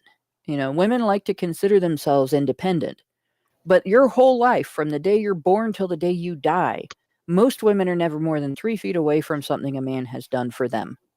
You know, Yep. even if he hasn't been thinking of them when he did it. Like, I'm sure the man that built the desk that my computer is on wasn't thinking of me when he built the desk, Yeah. right? He was Yeah. building it for his family, and it's been inherited down through my husband's family. But that is something that a man did that I am benefiting from, that is, you know, an inch away from my knee. And right over there is a light that is powered by electricity. 2%, something like 2% of the electrical energy workforce is women. At least the parts that actually do the electrician jobs and the power line repair and maintenance and so on. Like in the desks, there might be more women, but in the parts that actually keep the electricity coming into my house and powering that light, that's all men, all but 2%. And Yep, pretty that much. all Yeah. women have that, you know, especially in Western culture, because we have so many amenities in Western culture that we take for granted. Not just clean water, and the fact that the trash gets taken away by somebody, and that we have electricity, and we have toilets, and we have, you know, appliances of we have so many things that we don't think about. Chairs that are comfortable because they're cushy, you know, air cleaning systems in your house. I have an air filter because of my allergies. Everything like that has components in it, or the entire thing has been built by men. It's been transported mostly by men. The trucking industry is mostly men. It's also one of the most dangerous jobs out there. Most of the deaths that take place in the American workforce are from roadway accidents. So women don't really think about it, but No. you rarely touch anything that you didn't depend on a man in order to have that. An And army the of men big usually. you know, yeah, usually an army of men. The big disconnect that I got from these women, I bought those things myself with my own money that I earned. I don't Yeah. care. It wouldn't have been there for you to Okay. buy it Yeah. if it weren't for men. And one of them came Yeah. back to me with, she thought she was arguing with a dude. Well, you only exist because of a woman. Well, I gave birth, you know. I exist, and I know my kid exists. My parents existed, and my grandparents existed because an army of men built a hospital, right? Yep. I exist now today because a man walked into the delivery room when I was giving birth, and said, "Who turned off that monitor?" And the nurse got about that tall. And then he took me in another room and cut me open and pulled my baby out, right? Because I was going to die and the baby was going to die. And I exist because men saved my mother's life when she was a teenager. I exist because a man did the work to feed his family when my mom was growing up. Our inability to recognize the unique value that men provide society is destroying it. And this is evidence of that. Men gravitate towards these jobs because of a unique value they provide, and they deserve extra pay because of it. And this is the thing that this woman is having trouble with. She thinks because women should get equal pay, even though this is nothing, like a woman could go and do this job and get the same pay, presumably, if she can keep up. So it's not an issue of bias. It's just an issue of men having something special and unique to them that enables them to do a job that due to market forces pays more. That's it. And because we can't acknowledge that and just allow it to exist, we are destroying the benefits that we get from it. And now we get to wade in garbage in more than ways than one. Yeah. It's like that that argument on Everybody Loves Raymond, the jar of fat argument. His parents, Frank and Marie, right?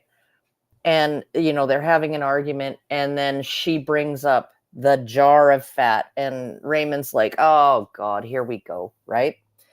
And it's like, okay, so, and then she explains her position about how she's unappreciated, right? Frank has never appreciated her, right? She collected that jar of fat, right? Only the best drippings from only the best cuts of meat, and all of this. And she had this jar of fat. And then he dumped out all of the fat that she'd painstakingly collected over months, right? He dumped it in the trash so he could use it for change, to keep his change, right? And then he comes in and he says, "I was out there busting my hump every day, right? And if I needed change to pay the tolls so I could go to and from work, so I could bring home the money, right? Then I deserve that jar, and screw your fat," right? And it was just like, it was just so perfect, this idea. But it's like, you have these men, right? And it is like that Chris Rock sketch where he's like, it's always mama, mama, mama, right? Mama needs compliments, mama needs this, right? Dad says, you tell your mother that was a great meal, you tell your mother thank you for this, you tell, and daddy doesn't get to expect anything. Like, nobody's telling the kids to say, "Hey Dad, you really knocked out the rent this month. Hey Dad, I sure can read good with all this light." And it's like, so, like, women, they gravitate towards these social jobs because they are constantly getting thanked, right? Men don't, it's not that they don't gravitate, need the thing. It's not that they gravitate towards jobs that are thankless because they don't want thanks. It's just they don't need them, right? Not in the same way. And not in the same way, not constantly, right? And it's like, they're okay. Often they would prefer to be invisible, right? They would prefer that you not notice when they pick up your trash. They would prefer that you not notice when they're fixing something, when they're coming. And I mean, I've even had this when we had to have our furnace and water heater replaced, right? The guy was like, absolutely did not want me to be like their sort of giving. He didn't. I offered him coffee, I offered him a glass of water, I offered him this, I offered him that, and he was just like, no, it's okay. right? And it's just like, they just don't need it in that way. They Yeah. know they're doing something really good for you. They know you're going to be really happy when it's done, right? They know they're making your life better. You don't need to be effusive and congratulate them on, like, you know, being just like so great that it's, you know, I'm really enjoying all this heat now. We just need to recognize it. Yeah. Or Yeah, At I mean, I least had this. not give them shit for it. yeah, It would be you nice if know, they like didn't get it for it. get shit for it. And it's like, and yeah, no, if you have to go into people's homes and replace a furnace and water heater, which is quite a job, right? If you have to go into someone's home and snake their freaking main sewer line, if you have to go if you have to go pick up their garbage, if you have to do all of those things, and you often try and do them in the least intrusive way possible, the least inconvenient way. You don't want them to even notice that you're there, because you don't want to disturb their daily routine, right? And it's just like, yeah, no, I mean, I'm sure they feel appreciated once the job's done, but sometimes just knowing that the job was done and it was done well, and that the person is going to be happy and appreciate it, whether they say so or not, whether they send you a Christmas card or not, you know, that's enough for them, right? They don't need the constant, oh, dinner was delicious, right? Dinner was delicious. Thanks, Mom, right? They don't need that the way women do.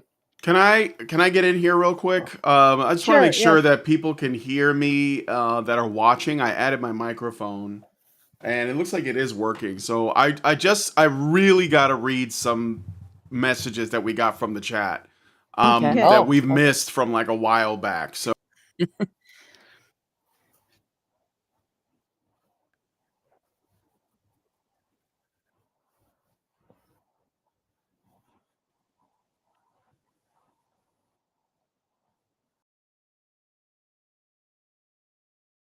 that, and then Gary It's gives every us country.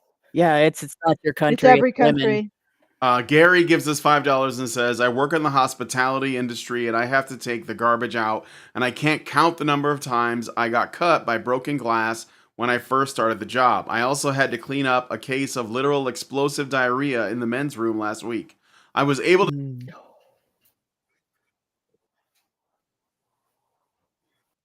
And I bet you're doing it. I bet there are women in your workplace, and you're the one who has to do it. Yeah. Yep. Mhm. I No.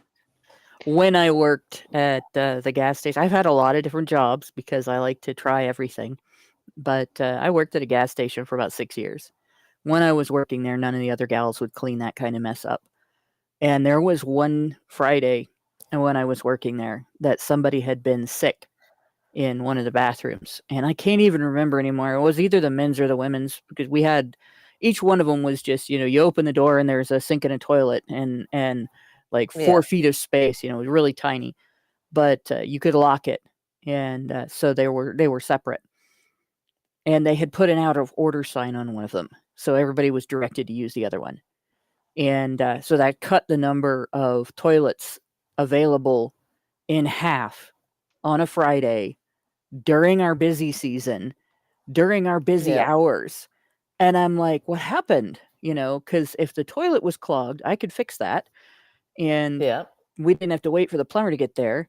We had a customer that basically, if you poured hot water in after that customer defecated, it would solve the problem. It would dissolve all the whatever kind of fat this person consumes that turned their poop into literal candle wax. But yeah, that kind of work can be gross. Yeah. But this was puke. This was a puke incident. And the girls were just not willing to clean it up. It was the men's, because they were waiting for the assistant manager to come back on Monday. So they were going to leave the restroom out of order from Friday until Monday and then have him clean up the puke. And I was just, you can't leave that for him. Yeah. It's not just going to be rancid. It's going to be 3-day-old Yeah, no. spoiled food in the sink. So I went in and I cleaned it up. I put on personal protective gear, and the manager got mad at me, Yeah. but I was like, I'm the cook. I can't just, but I went in and cleaned it up. And because She I got am mad at vengeful, you for putting on protective gear for cleaning it yeah, up. Okay. it's supposed to right. be for bigger biological messes than that. Like if somebody gets shot and bleeds all over the carpet, I guess. Yeah, but you're right. You're the But cook, so you have I'm to the take cook, extra so precautions. I in put on fact, an you shouldn't apron, I put on be. gloves, I cleaned everything, and then I scrubbed up like a surgeon when I got done. You shouldn't have And been Yeah. doing that anyway. They anyway, should have well, been doing it. yeah, they should have been doing it. But they She didn't. wasn't even going to make them.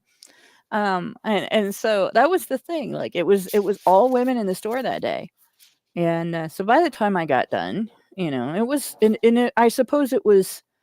I mean, it's not any grosser than cleaning up any other puke. And I had kids, and my husband has food allergies that make him puke. I'm pretty much used to that particular bodily fluid, so it wasn't a big deal for me. But I took great pleasure in coming out and explaining how I knew exactly how I was able to discern that it had been a particular brand of diet TV dinner. Ugh. Oh, good lord. Okay, all right. Those poor bitches never did that again. They it was easier for them to go in and clean it up. Well, honestly, but that you are unique. Let's face Yeah. it. I think everybody on this panel is unique. So we probably have a whole bunch of bathrooms just being closed for days because women won't go in and clean them. Yeah. And Yeah, you well, are the exception that proves the rule, really. Yeah. Yeah, I mean, there was places I've worked, it's been that way. It's let's leave it for a dude. Let's leave it for a dude. There was this one time. Okay, we had similar bathrooms, one toilet each, men's and women's, at the restaurant where I worked for like 12 years. And yeah, I went down to do the nightly wipe down before closing, and somebody had horked a loogie in the sink, and I went to rinse it down, but it had been there long enough that It was stuck. Yeah, and I was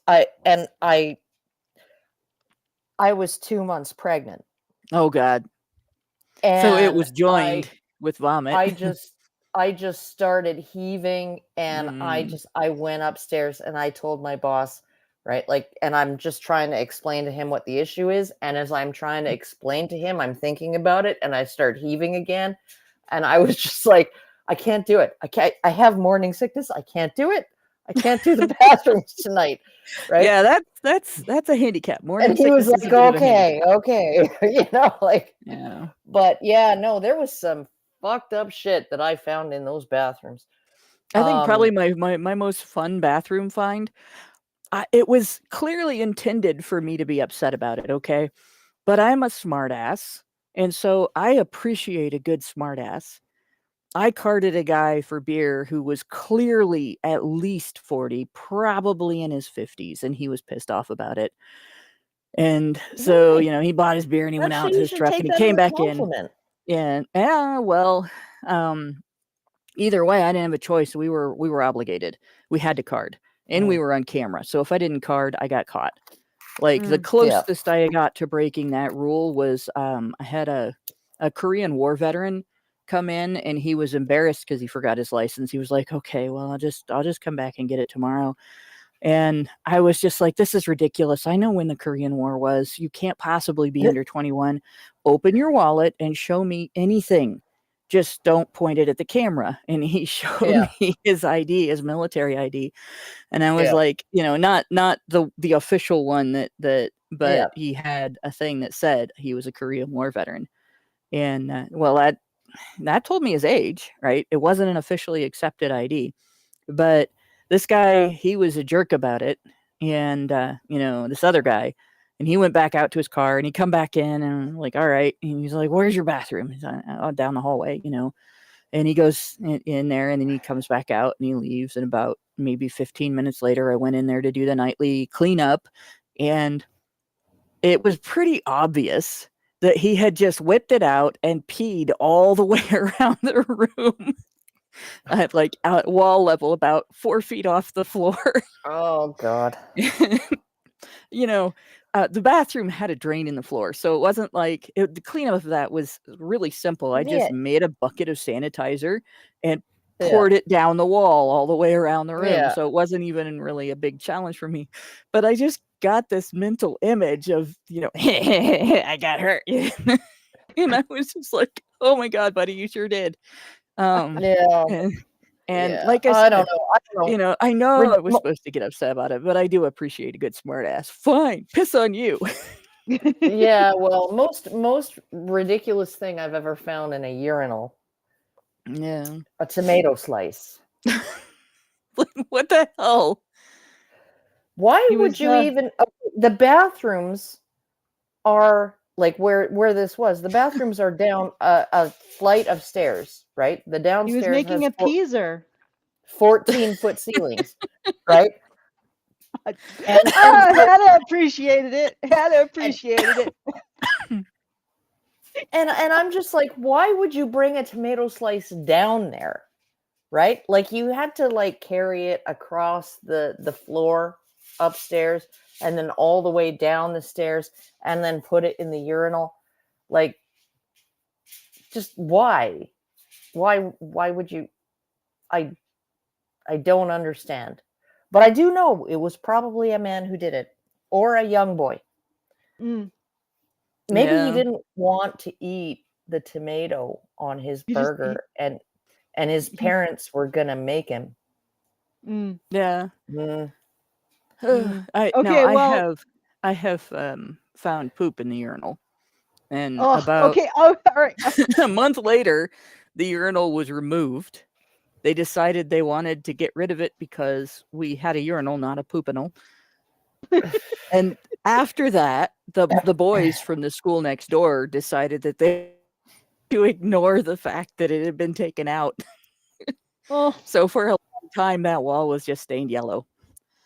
But yeah, Oh, for God's sake. that's nothing. Like don't get me started on the women's room. Or I will tell God. you about. Oh God, yeah. Oh All no, no.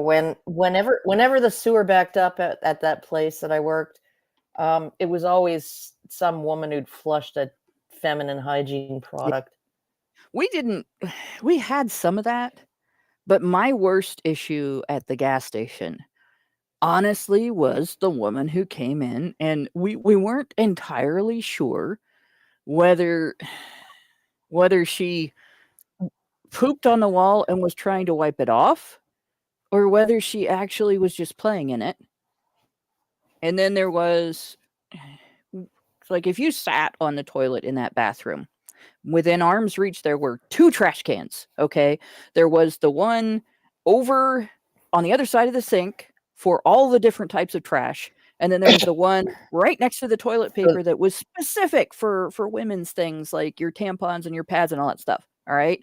So there is no excuse to stick your maxi pad to the wall. None. Oh, good Lord. But I would Okay. find it like that on a regular basis. Like, why? What is wrong with you? And I would clean that mess up too. That, tampons on the floor, period products on the floor, blood on the floor. Yeah, when women are horrible. What And I always hated was urine splash on the seat in a women's bathroom. Like, if You're you sitting don't on the hole. hover, How the fuck do you miss? if we all just agree that we're all not gonna hover, we're all just gonna put our butt on the seat, okay? There won't ever least be any aim better. splash that you have to hover over because the last person was a hoverer, right? Yeah. Like it just, you eliminate the problem by all just collectively agreeing not to hover. Like, what do you think is on that toilet seat that's going to be a problem, right? Some invisible germs or whatever, right? Spiders. You don't need a liner, right? Because it's literally only contacting your skin. It's not getting anywhere if you sit on a toilet seat properly, right? The only thing that touches it is your butt cheeks and your thighs. Have Like, you it's ever not like seen your that stupid vag is Facebook Urine is post also that goes fairly around? sterile too. So Yeah. But have Yeah. you ever seen that stupid Facebook post that goes around to scare the crap out of women about, oh, you have to watch out for it's the translation of the name is something like the rosy butt spider. It's really dumb. But it shows a picture of a reddish brown spider under the seat of the toilet. Oh, these things have a deadly bite. And you should never just sit on a toilet seat, you know, and all this stuff. because A lot the of rosy women they butt believe can that. spider will still get you. jump. Yep. Yeah. Okay, all Well, right. I Yeah, actually I picked hear- up another a spider super- from a toilet seat once, Okay, and I didn't I got die. another super so chow. there you go. Adventures in bodily fluids. Let's get back to topic. Yeah. Yeah, I got another super chow, and I think that we've Okay. been going for almost 2 hours now. So, Gary gives us $5 and says, "Speaking of puke, awesome. Just like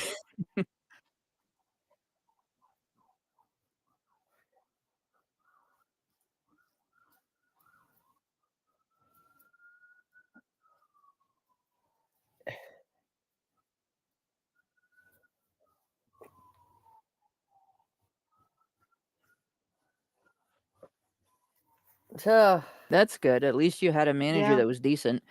A lot of Yep. them will just pawn that off on an underling. So Yeah, Oh, hell, man. it Yeah. sounds like at your workplace, the female underlings pawned it off on their male manager. yeah. Yeah. Well, Well, so like honestly, like there was this one time when I was working at Tony Roma's, this old man walked in, asked to use the restroom, and he didn't want to stay and eat. He just really needed to use the restroom, and then when he came back out, he told the hostess, "I didn't make it in time, and there's a Mm. mess in there."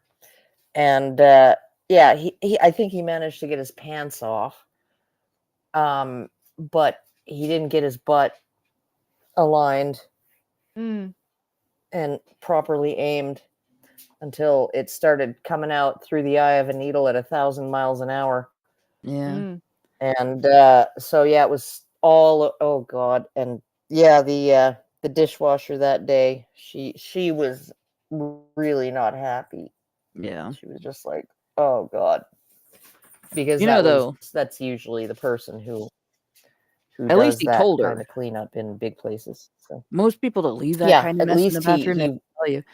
I have been on the other side of that conversation too, which is because I've been the person that has to clean it up. When I got sick in a bathroom, I was pregnant, and I hadn't been pregnant for very long, and I made the mistake of eating too much fat at once, and I hadn't no. been eating that much fat, but you crave a lot of things when you're pregnant that you don't normally eat a lot of. And I didn't just eat too much fat, I ate fast food fat. So it was something like 2 egg Oh, muffins plus a bunch of other things. And Well, I tried. yeah, and I had a gallbladder attack. Oh, first and only one I oh, ever had in my entire life. Went into a Speedway bathroom, coated the floor, and then cleaned it up with paper towels. And because I wasn't sure it wasn't the flu, I went out and told the worker in there, I yeah. all over your floor. I'm very sorry. I've cleaned it up, but you might want to take your sanitizer in there. And she just looked at me and she goes, "You what?" And I said, "I just threw up on your floor." And she goes, "Yeah, you cleaned it up?" I was like, I wasn't going to leave it for you. But Yeah. nobody apparently ever did that before. Yeah. And usually when people do come out and tell you it's all over the walls, it's all over the toilet, and usually Yeah. it is a dude that gets sent in. So Yep. she was just Okay. in shock. Let's get back to the topic, and probably I feel like Brian is, well, I believe we heard him Brian's tell us. getting ready to wrap up. Yeah, so. exactly. So I'm okay. Final thoughts on this. So we have a bunch of women who think that the offense as a result of being paid less than men for not equivalent jobs. These aren't the same jobs. So we're talking about cooks and carers. weren't being paid as much as trash collectors. And as a result of all the equal pay lawsuits based on dissimilar jobs now, this is the thing, guys, there's scope creep now. Now it is a situation where men are in a completely different job, paid completely different wages that women could get if they were in that job. But because women take a different job that's more popular, has more social cachet, more thanks, more potential for positive interaction, shall we say, Yes. because they get paid less in a more popular, more attractive job, now they're suing to get paid the same, bankrupting a municipality, leading to men being paid significantly less in order to cover the difference, leading to men leaving their jobs as trash collectors because it's not worth it unless you get the additional pay, right? Yep. Maybe trying to get a job as a carer now that they pay more, but regardless. So we have this situation now as a direct result of feminist conjecture about why women are paid less. And one of the problems is that we can't recognize that men are in these jobs that pay more because of certain factors due to their disposition and their constitution. Like, so yes, these jobs attract men, but it's because men have a unique value proposition. They're more physically capable. They're more capable of dealing with constitutional challenges like temperature shifts, because, you know, trash collectors are outside. They are more risk tolerant, so a job that's more likely to get them dead, they're not as concerned about that. And they're not as concerned about thanks because often they don't need it in their jobs, and trash collecting is a very thankless job. And also men are more able, I think, to know that they're important to how the system runs. So there's more systemic thinkers, so they can say, hey, I'm this cog doing this thing, and even though nobody actually goes out and thanks me, I know what I am because I understand Yeah. how I work in the I entire know system. my own value. I Yeah. know my own value, and they're fine with that. And because of all of that, we are losing these jobs. We are actively in a battle because of feminist conjecture about why women are paid less, and the fact that we can't accept that men actually do have their own unique value proposition, thus gravitate towards these jobs where they make more but are more difficult. We are in a world of trash. We We're are rapidly destroying society. we are Yeah. destroying society. And we have women in the comments who somehow think their offense can be substituted with men's own experience and their own consent.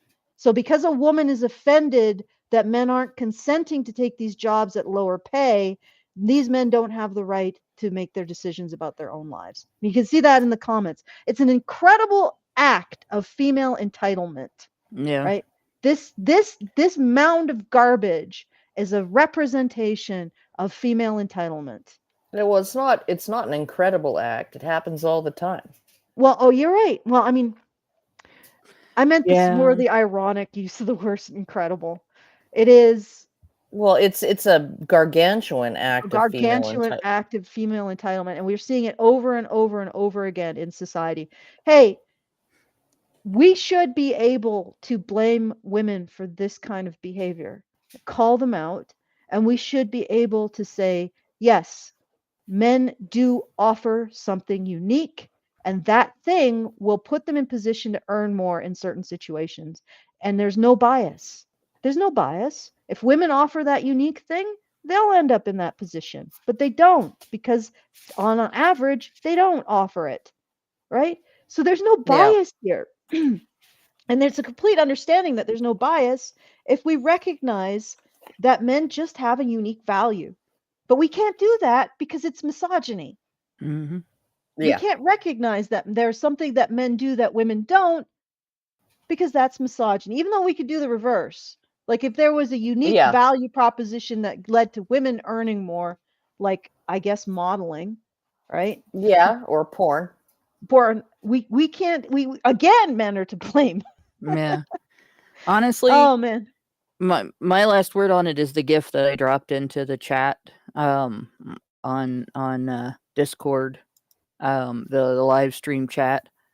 But the wage gap is in reality an accountability gap, just like the pink tax, which is not a tax, is a luxury tax.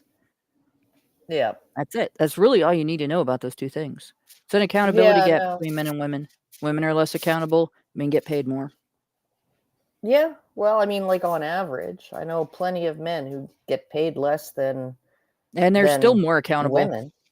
Yeah. Yeah. But yeah, no, it's basically I think we need to actually start a movement where we appreciate men. I mean, it really is like Camille Paglia said, that, you know, if civilization had been left in women's hands, we'd all be still living in grass huts. And I think that's actually true to some degree.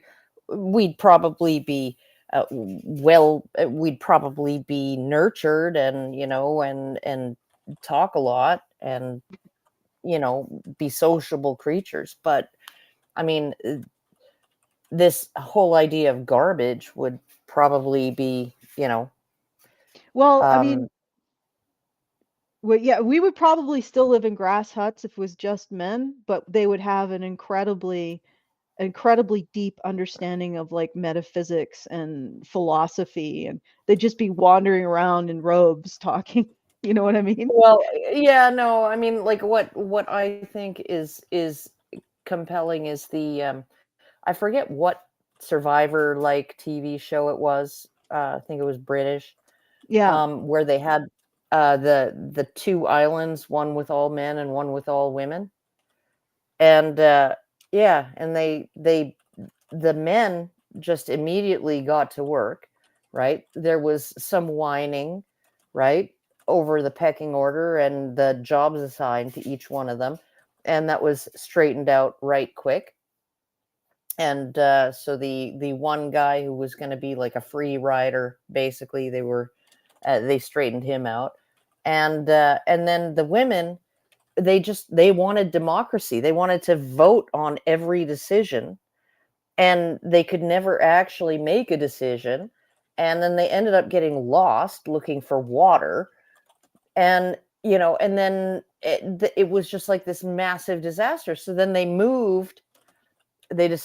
producers decided to move one of the men to the women's island and one of the women to the men's island, right? And the man was like, oh, I hope I get picked because I'm going to be with all these women, and ho ho, ooh la la, right? And the women were like, I don't want to be picked because I'm going to get raped, right? And that woman spent the whole rest of the freaking series, right? Coasting. Yeah, just sunbathing on the beach while the men did all the work. And that man got like loaded down. He really regretted his decision. He got loaded down with all the heavy work. Okay, now imagine that with like the whole 100 men and one woman and 100 women and one man thing, and that men are less valuable. Imagine that with that's why we are 50-50, guys. It's because you've got to buffer the women. But you know the story of King Solomon and his 500 wives, right? Mm-hmm. In his Proverbs, in no less than 4 places, he made the same statement, in with maybe a little bit of variation, that it is better to live out exposed in the weather on the far corner of the roof of your house than under it with a quarrelsome woman.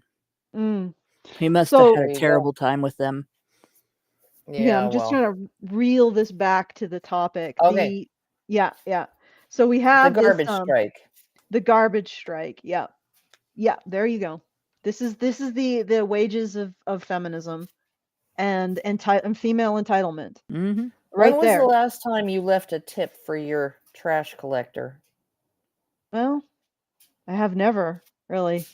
Neither have I. Yeah.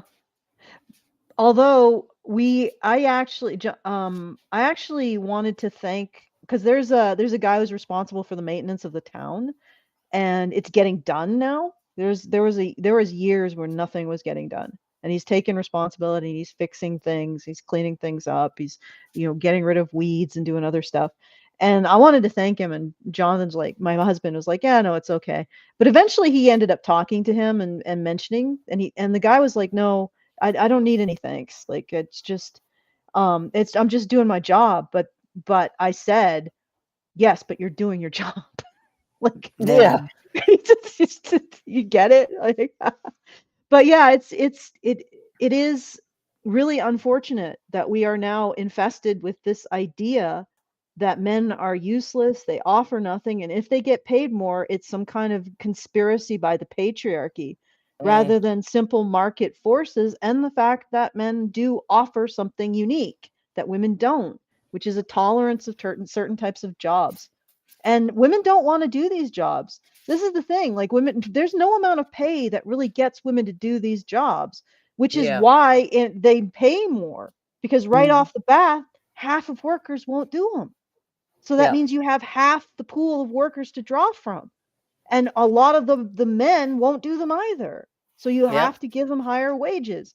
But Yep. the this whole idea that means that it's some kind of bias in society towards men rather than men having a unique value proposition, that's right at the heart of feminist conjecture about today and the past. That somehow the Yeah. roles that men and women had in the past are a result of patriarchy, bias against women, rather than men being more suited to the much, much, much more physical outside jobs of the past. Like, they Yeah. were even worse than trash collecting, the jobs in the past. Oh, You know, 100%. and so it's Yeah, like, no, at least when you're collecting trash, you're probably not gonna get run through by a freaking spear yeah, or eaten by a freaking saber-toothed tiger, right? yeah. So, Yeah, but this all comes from you're right, Karen. We need a movement for appreciating men, because if we yeah. did, stuff like this wouldn't happen. We'd just be like, it's okay. Yeah, men have a unique value proposition. They get paid more because of it, because they will take jobs women won't take. And if we didn't reward men for this, we would have to incentivize women somehow, and women won't be incentivized to do these jobs through money, so they're going to be incentivized through a gun to their heads. Like, really? Well, or just by the fact that they're going to die from diseases if they don't. Right? Yeah, but you You really end think? up in a situation at some point where if you can no longer persuade men to do the job, and the job You're isn't gonna getting have to done do for a it long enough yourself. time, you're gonna have to do it yourself. Right? Yes. Yeah. So And a lot of men will times take women these learn that jobs. after a divorce. One of the things, one of the values that men bring to this society is they will take these jobs that women will not. And if we don't recognize that, women will be forced to take these jobs. I mean, and I actually saw a woman once on a comic completely separate from our community actually recognize that fact and actually call out feminists. You know, you are mocking and belittling, and you're destroying the incentive structure for men to take these jobs. Do you want to take them? They don't. Now, there's no Yeah, women yeah. doing this now as a result Yeah. of this action. No. It's just Well, there pure malicious entitlement.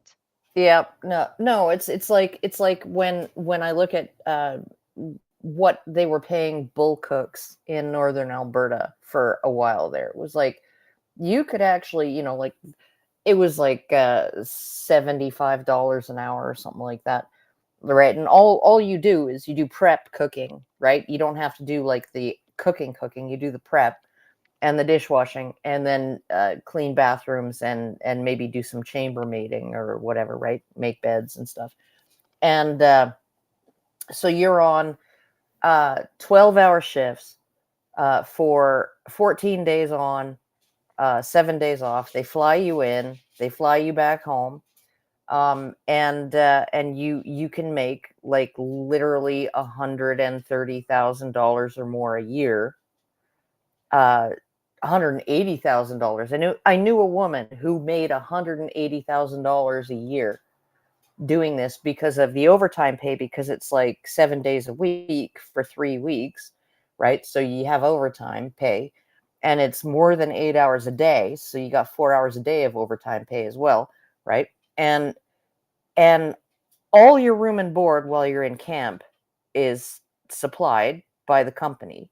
right? So you don't. So she just lived with her parents for her week off every month, right? And it's like, okay, so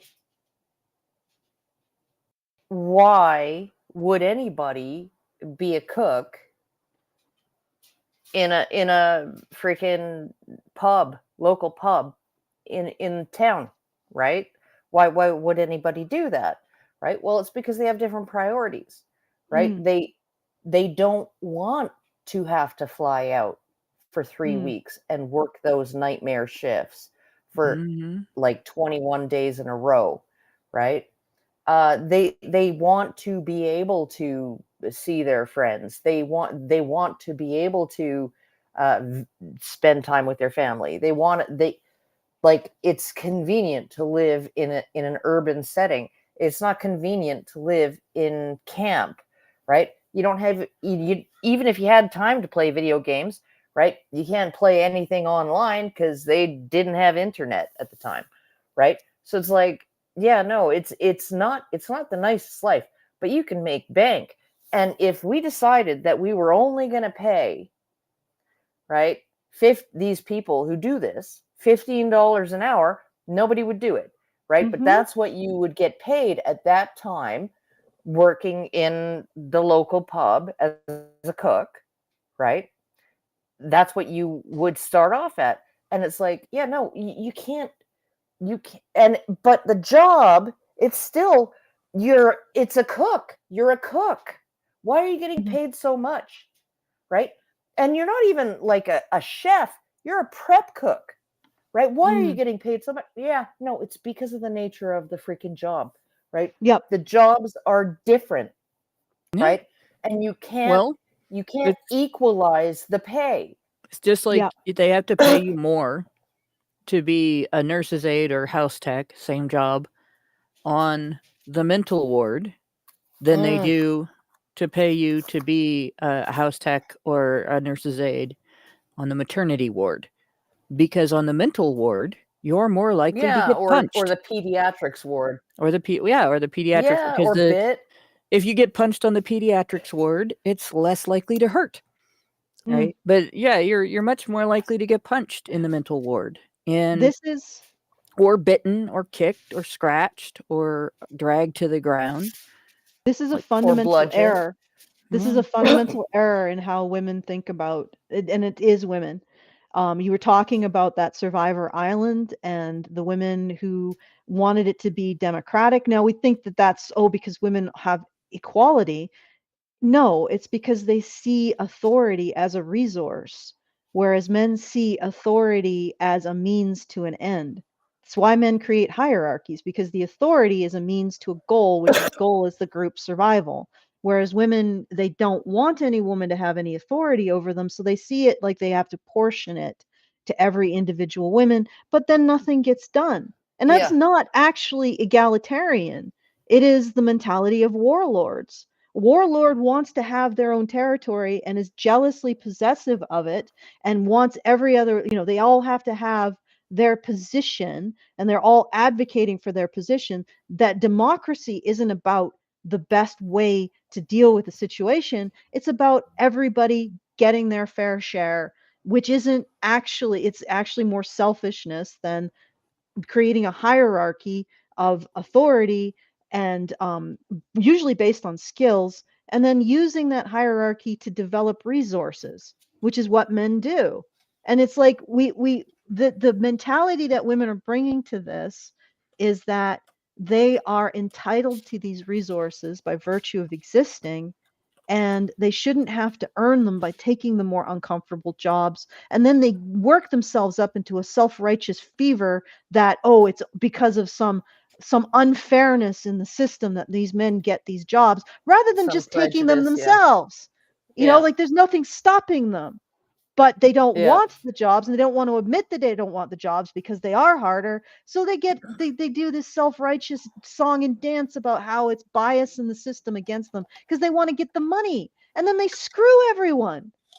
That's Yep. exactly what happened in Mhm. the Survivor Island, because they do not see the meritocracy. They only see, hey, I deserve equal amount of authority as every other woman. How's she better than me?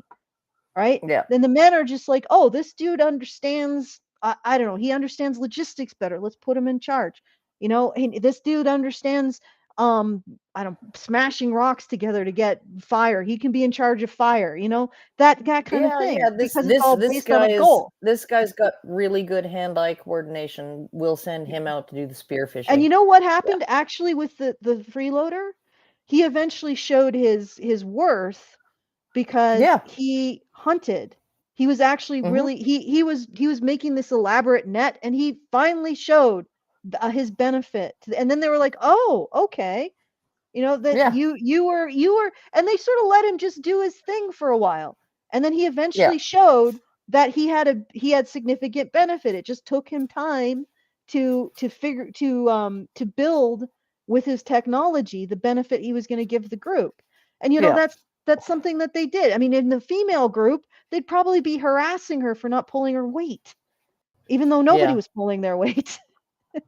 But regardless, this is a fundamental error in how women view the world. You don't deserve this. Ladies, you don't deserve to earn as much as a trash collector. And if you want to earn as much as a trash collector, Then become a trash collector. Yeah. The end. And this is the same thing with the vote. You don't deserve the vote unless you're going to be available to come to being drafted or put into posse comitatus. You know, you don't, or even and if you, mandatory war work.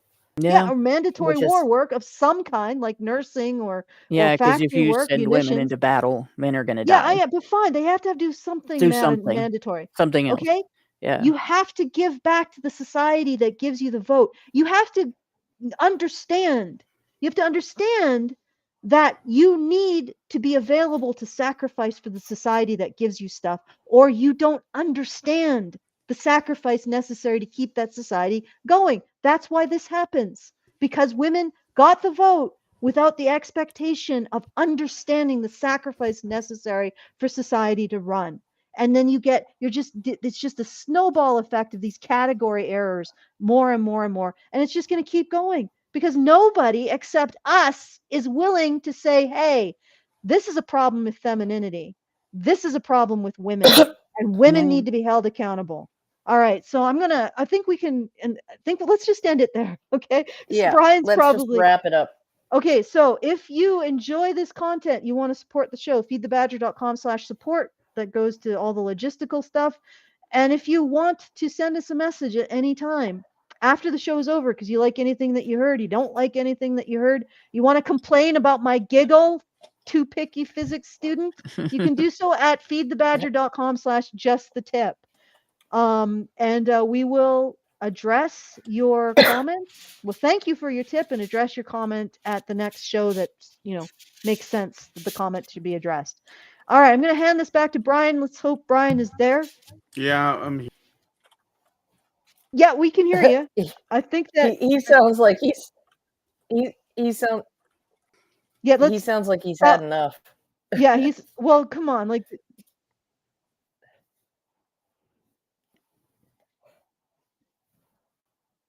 Yeah.